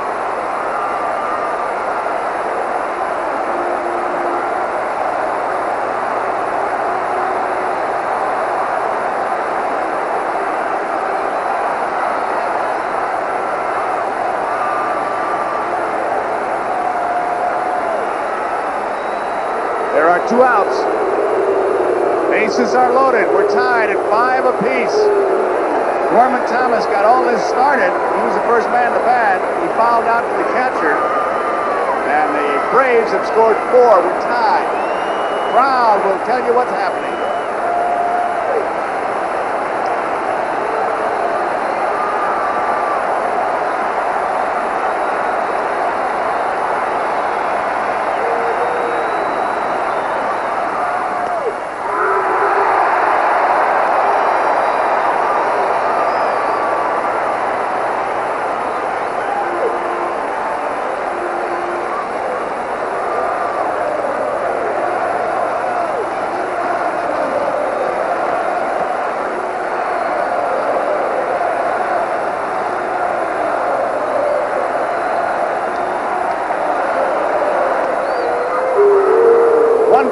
Strike the count. 2 outs. Bases loaded, tied.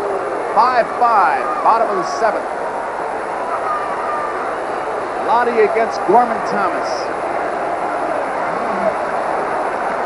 Gorman Thomas's wife cheering him on.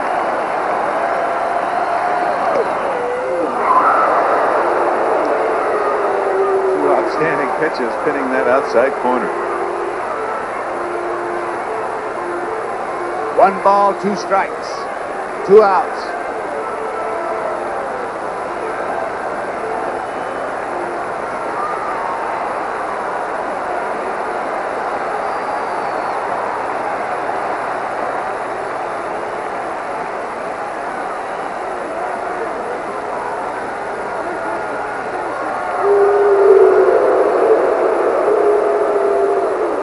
Porter just trying to break the mood. The picture of Lottie told you a lot. That is Debbie, Gorman Thomas's wife. Situation not too unlike game number 2, where in the 8th with the bases loaded, Steve Braun walked the run home.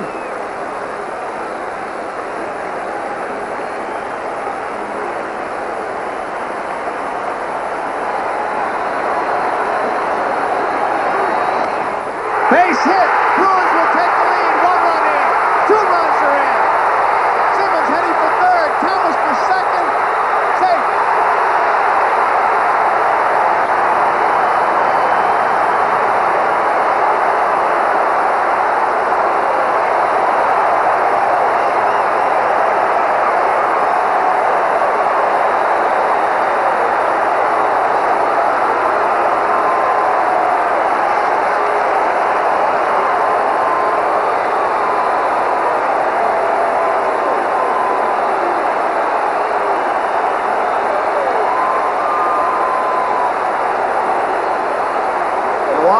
Oakley now, put him on, load him up one more time. Get the money. He was ahead in the count, 1 ball, 2 strikes to Thomas. A pitch out over the plate, similar to the one that was a called strike before that. And then when McGee threw to the wrong base third, Thomas kept going to second. So Oglevy will be intentionally passed. Thomas, who had not been hitting, philosophical about being a time bomb ready to explode, and it's 7-5 Milwaukee, and the base is loaded again. Don Money the batter. There are 2 outs. A big 6-run inning for Milwaukee.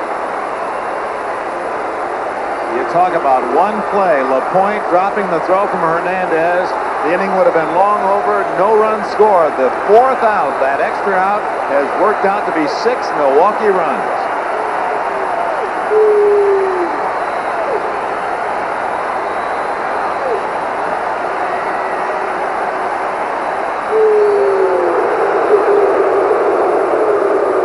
And a walk thrown in there to Molitor. Unlikely wild pitch, advancing 2 runners by Cott. As the Brewers did yesterday at the start of this ball game.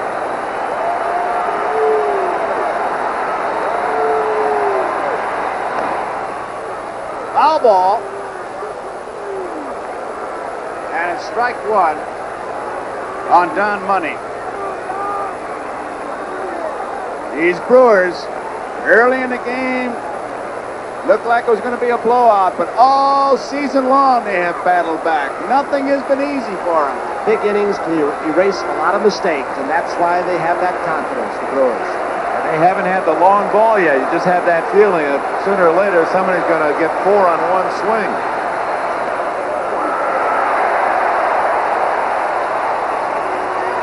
One ball, 1 strike to count. 2 outs.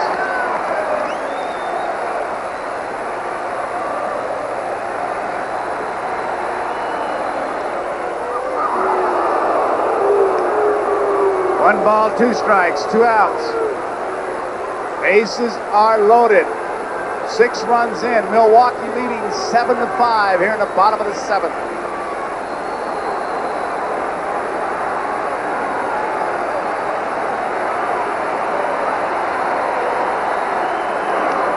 Line drive, left field. Lonnie Smith is there. Ends the inning.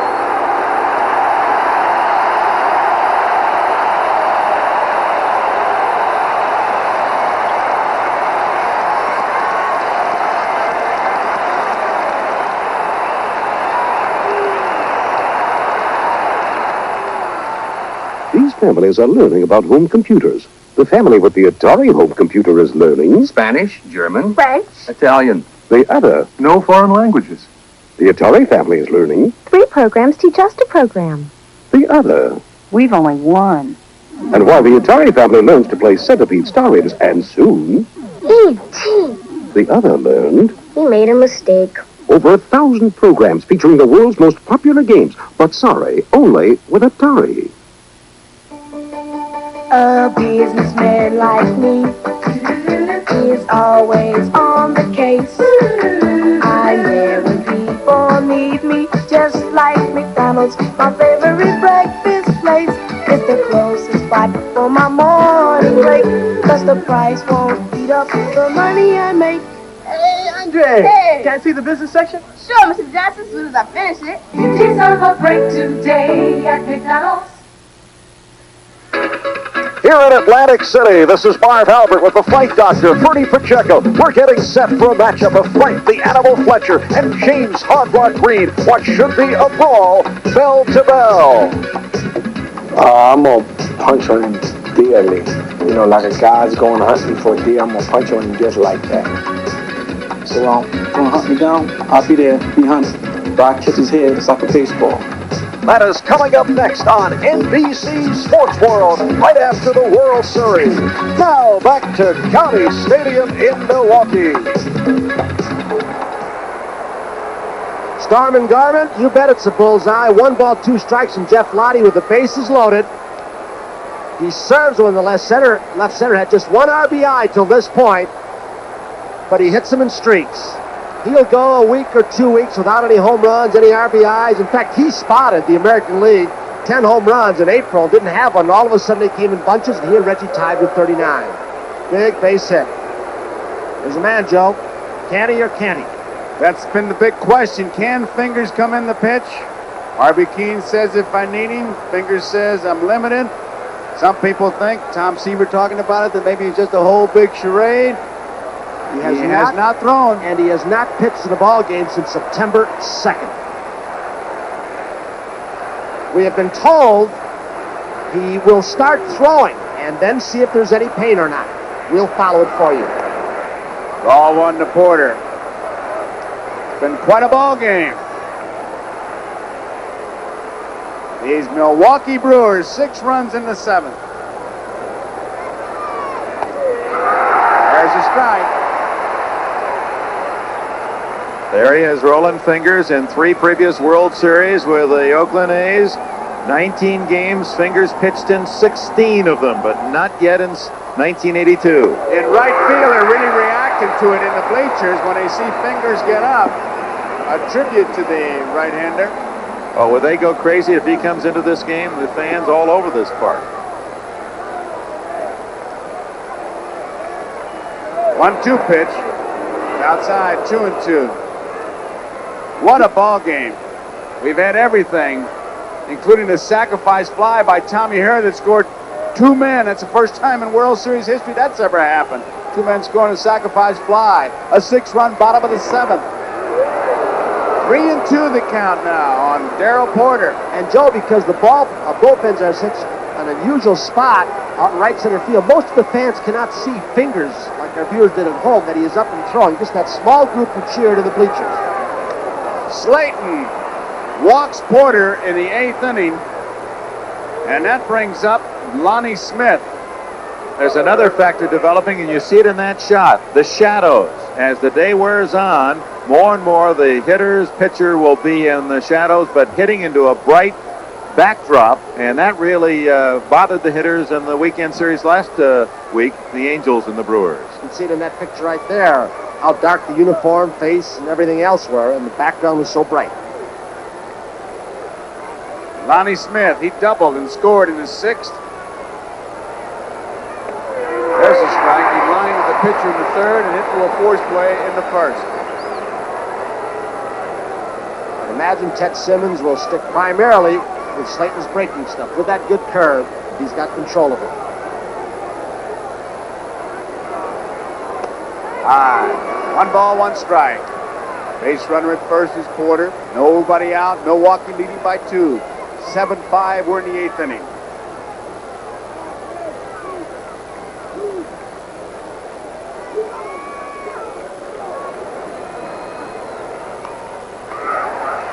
Good curveball. Check swing. 1 ball, 2 strikes to count.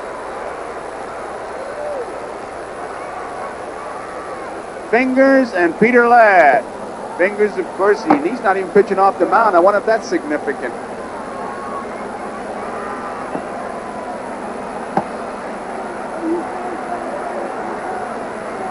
Doesn't look very serious, but Ladd does.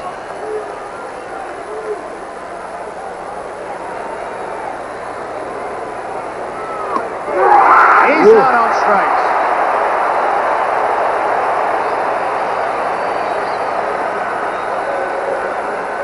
Ted Simmons set him up beautifully. A hard curve or slide to the pitch before. Set up outside on the corner. And it was so close. Not too unlike the pitch that he took. Ball 4 in the one game. Simmons gives a good low target, moves around, and he's been a tremendous help to these Milwaukee pitchers.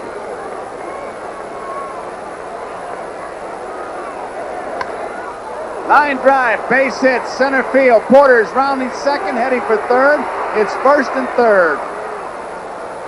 And the batter is Willie McGee. Orge singles to center field. And Gorman Thomas very smartly, not even trying to overcharge the ball to keep the runner from going to third, saying, the key run, the tying run is Orge. I'm holding you to first base, and there will be a pinch runner now. David Green will pinch run for Orge.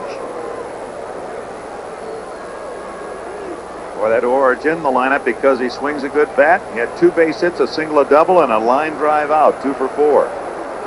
And here comes Harvey Keene. He may be making a pitching change. As you saw, Peter Ladd was going very hard. And usually the signal to the guys ready in the bullpen is to take the cap off. We saw that, so it looks like it may be a change. Aside from power and speed and the similarities of the ball club, or the things in which they're not alike, we've seen different styles of managing. Whitey's made a lot of moves. Harvey has made few so far in this series. Calling for McClure, the left-hander. Now, Raleigh Fingers will get his own mound. Ladd continues to throw. Force McGee to hit from the right side. Ozzie Smith also. It hinges on such little things. So we've got another pitching change. Harvey Keene bringing in McClure. Tying runs are on. 7-5 the score. Brewers in front. We'll be back after these messages. Welcome to Miller Time. It's all yours and it's all mine. Bring your thirsty self right here. You've got the time, we've got the beer for what you have in mind. Welcome to Miller Time, yours and mine. The best beer for the best time of the day. Miller High Life. Ford workers believe they're building the best cars in America. You'd expect that, right? But what about car owners? Well, an independent research firm talked to 11,000 new car owners about quality. GM owners, Chrysler owners, Ford owners. The results: Ford quality is better. Head and shoulders better. I didn't say that. Ford didn't say that. Car owners are saying it. Have you driven a Ford lately? You can open up your world and make it shine. You can do it. You can squeeze that extra something out of life. Yes, you can. You can set a goal and do it. Add your own style to it. It's your world. It's your life. It's your time. Every minute you can feel it. Every day. Yes, you can. You can grow in your own way. You can do it. And we like to help. Visa. Bob McClure is the new pitcher for Milwaukee. Tom Seaver has been with us, and Tom, you have an observation.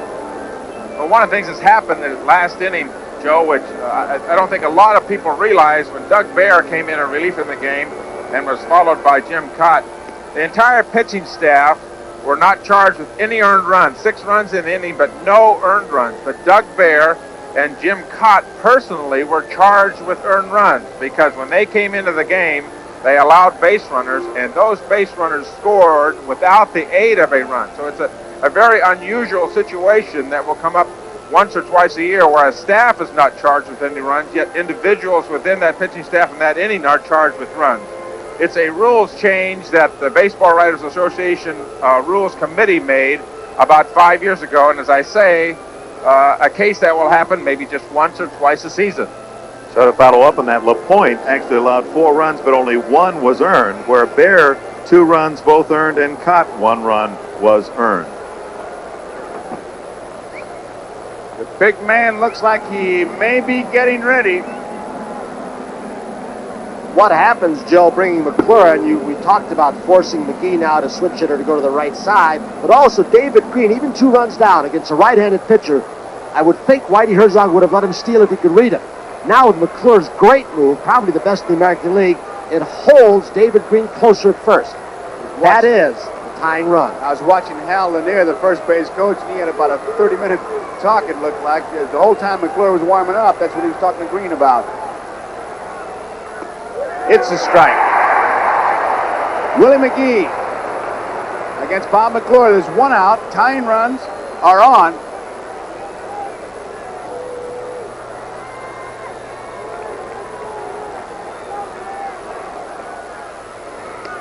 Lob throw. That's a commercial. Letting him know I'll be back after I make this pitch.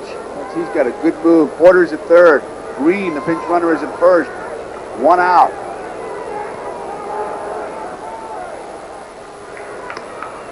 I tell you, he's got Green leaning even when he just flips the ball over there.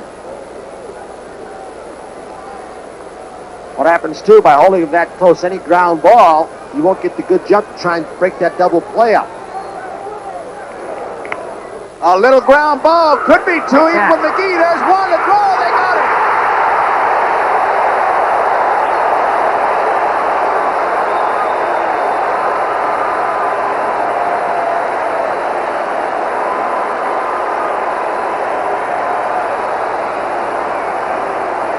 Gantner showed you his acrobats. That little glance right there by McClure. And the follow through, McGee fooled on the low inside slider, but the little glance and the leg kick throws Green on the slow hit ball with his great speed because of the move of McClure, who could not get down and stop the double play. Great play by Gantner. So we go in the bottom of the A's, 7-5, Milwaukee leading St. Louis. Stu, do you know how I can get this big package to Seattle overnight? Gee, I don't know, Femur. Let's go up and bounce it off Boomer. Gosh, I don't know, fellas. Let's go up and run it by Rizzo. Let's parade this past Pooperman. Let's waltz it by Wempus. Let's dance it by Dolt. If more people knew Federal Express handles great big packages, even up to 70 pounds, it sure would save everybody a whole lot of trouble. About 12 years ago, just after Honda invented the first ATC three-wheeler, we invented the second, and the first three-wheeler race was on. Since then, every major three-wheeler race ever run has been won by one machine, the Honda ATC. But that figures. Just look at the head start we had. Follow the leader. He's on a Honda. Every morning, whether I'm here in Latrobe or on the road, I'm out there making sure all the parts are working. Nobody has to sell me on keeping in shape. I guess that's why I've always been sold on Pennzoil protection. Pennzoil helps keep the equipment in shape. And believe me, I'm a guy who believes in taking care of the old equipment. Pennzoil. Quality protection. Ask for it.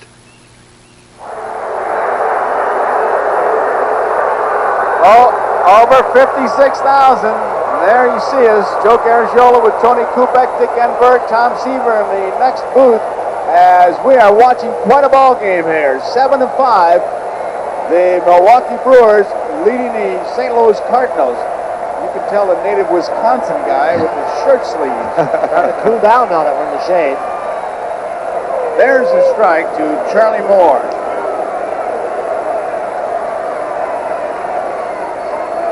Ballpark buzzing.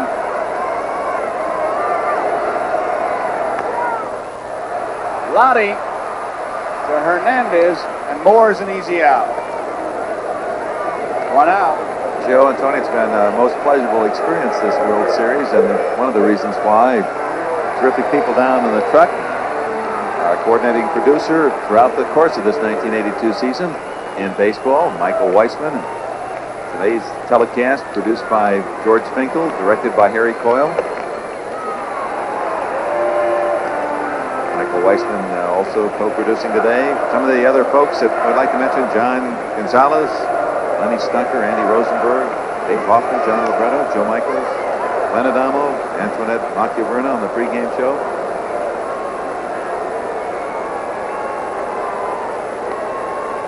all the cameramen that we can't name because there's just so many of them, but you're all doing a great job, guys.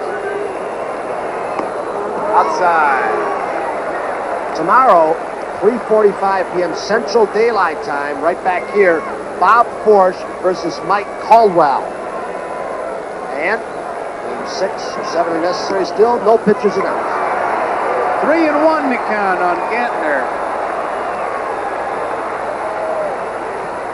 So on the air, 4 o'clock Eastern time, 1 o'clock in the West for Game 5. That'll be the starting pitchers, Forsch and Caldwell, rematched. Interesting to see if we see the Forsch of the last game where he struggled. With a brilliant game he pitched against Atlanta. Line drive right at Ozzie Smith. Ball was hit hard, but right at him. So there are 2 outs, and it brings up Paul Molitor. If you had to go back and try and analyze this ball game with what happened to the Brewers early in the game with the errors, wild pitches, everything that happened, and it just turned around from that 7th inning on, where everything happened in 1 inning to the Cardinals, it seemed like. A lot of questions to be asked in the post-game press conference. But this is what you point out so many times, Joe. Just like it seems like an inch here, an inch there. It becomes a cliche in baseball, but it's been that way today. Outside. Well, I think Harvey Keene took the cliche and made some sense with it. It's not just a game of inches. It's who ends up with the inches on the right side. And Milwaukee was on the short end early and got some breaks, and we've got quite a ball game. 1-1 the count. You look back to that 7th. Robin Yount, 2-1, starts going after something, checks his swing, and the little looper to right. Out of play. This is the kind of a ball game that maybe you wouldn't film it and use it for instructions, but it's the kind of a ball game you sure want to see because it's been exciting. Well, these great fans here in Milwaukee have helped to do that too. Foul ball. And I tell you, Harvey Keene, you got to give him a lot of credit because he lives by a philosophy that says, hey guys, the world is not coming to an end. And if it does, you're not going to be here anyway, so have some fun. And that's what they do.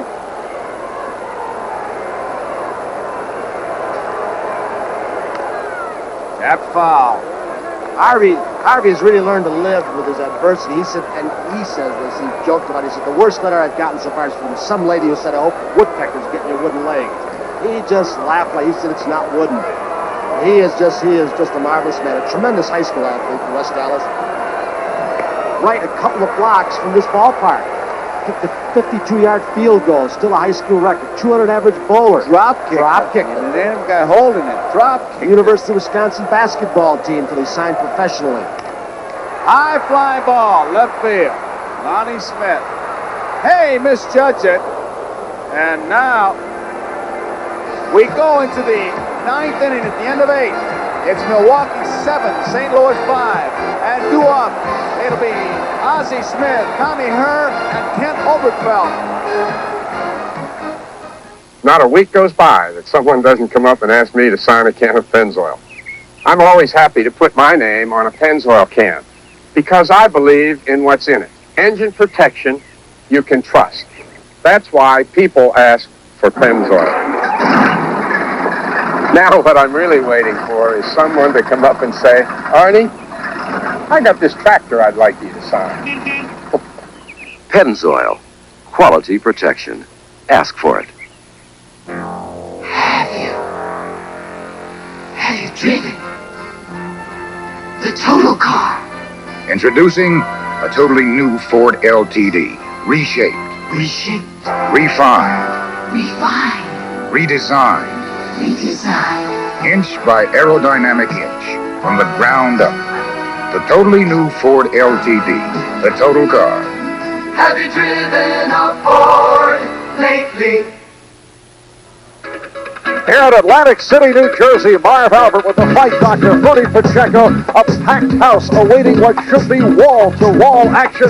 Frank the Animal Fletcher going against James Hard Rock Green in a scheduled 12-rounder. Fletcher looking to a future middleweight title shot against the champion, Marvin Hagler. Green looking to continue his string of upsets. It will be search and destroy right throughout. And we'll be bringing it all to you right now. Back to Joe Garagiola. Okay, Marv Albert, it will be an afternoon of excitement. We've had it here all afternoon, and I know when we go to Atlantic City with Marv Albert and Dr. Bertie Pacheco for the fights, it'll be the same thing. Right here, Ozzie Smith leads it off, and this crowd is ready. 56,560.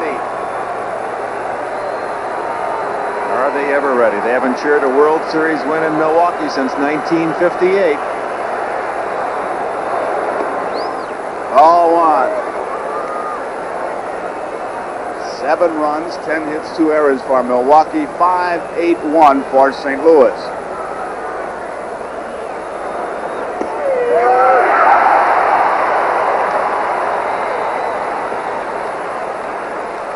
One ball and 1 strike. We have an outstanding player to pick.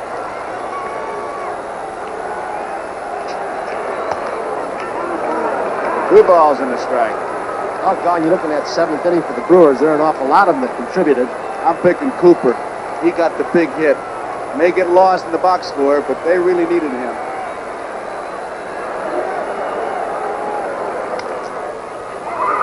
Should be the first out.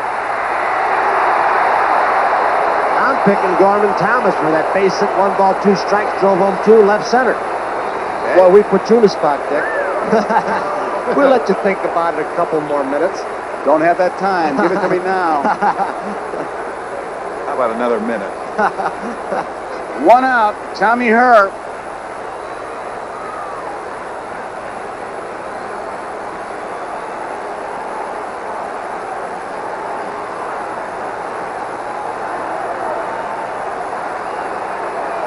McClure against Herb. All on.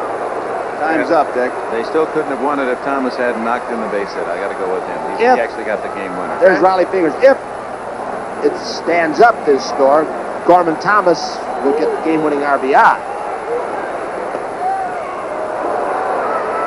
2 balls, no strikes. That's a tough call. Mm-hmm.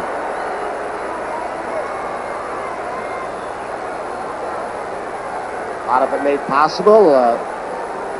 On LaPoint, he pitched very well. Got Whitey the 6th that he wanted out of him. Could have been out of the inning of the 7th. Air.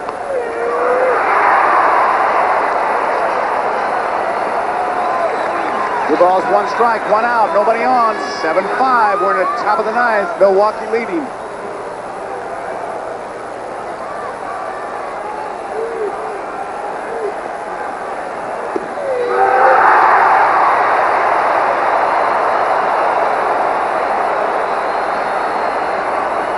Two balls, 2 strikes. Boy, good use by Keene of the left-hander McClure to come in. He's turned those 2 switch hitters, Smith and Burr, around. They don't hit as well from the right side. Listen to the crowd.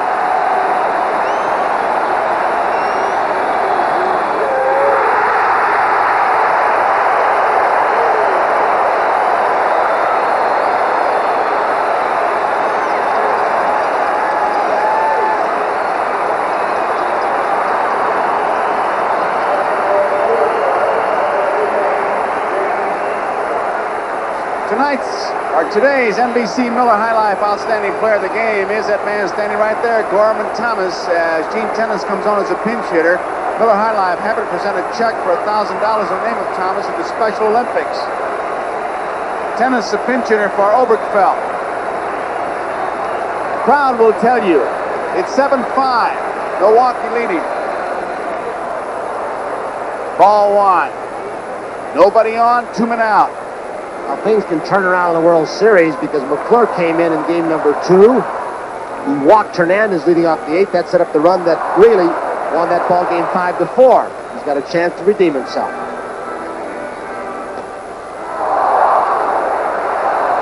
Tomorrow will be Caldwell against Forsch at 4 o'clock Eastern Time.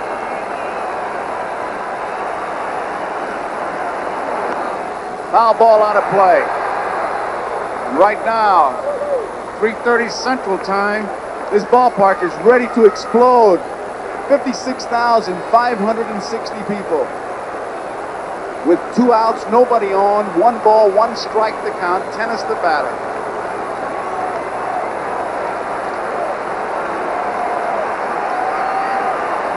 George Hendrick.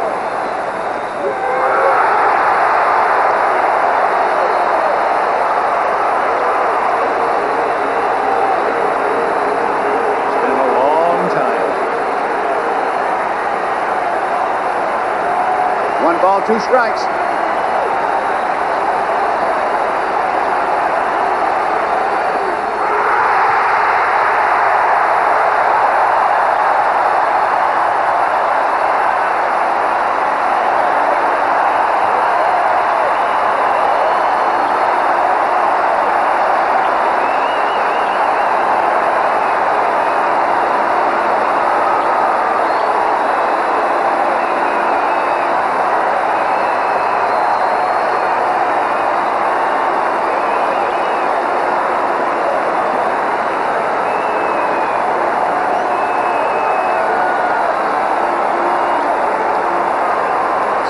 Game 4 of the 1982 World Series has been brought to you by Gillette, makers of good news, the disposable razor with micro smooth twin blades, and by Sharp Electronics Corporation. From sharp minds come sharp products. And by Ford and your Ford dealer.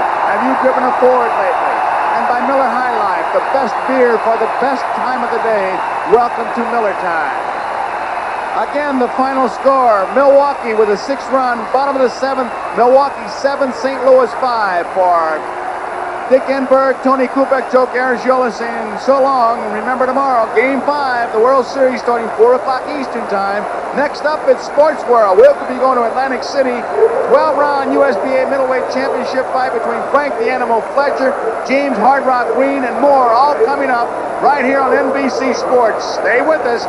Milwaukee wins it 7-5. A promotional fee has been paid to NBC by United Airlines. We serve more of this land's top 100 business centers than any other airline. Fly the friendly skies. A promotional fee has been paid to NBC by Hilton. When American business hits the road, American business stops at Hilton, America's business address.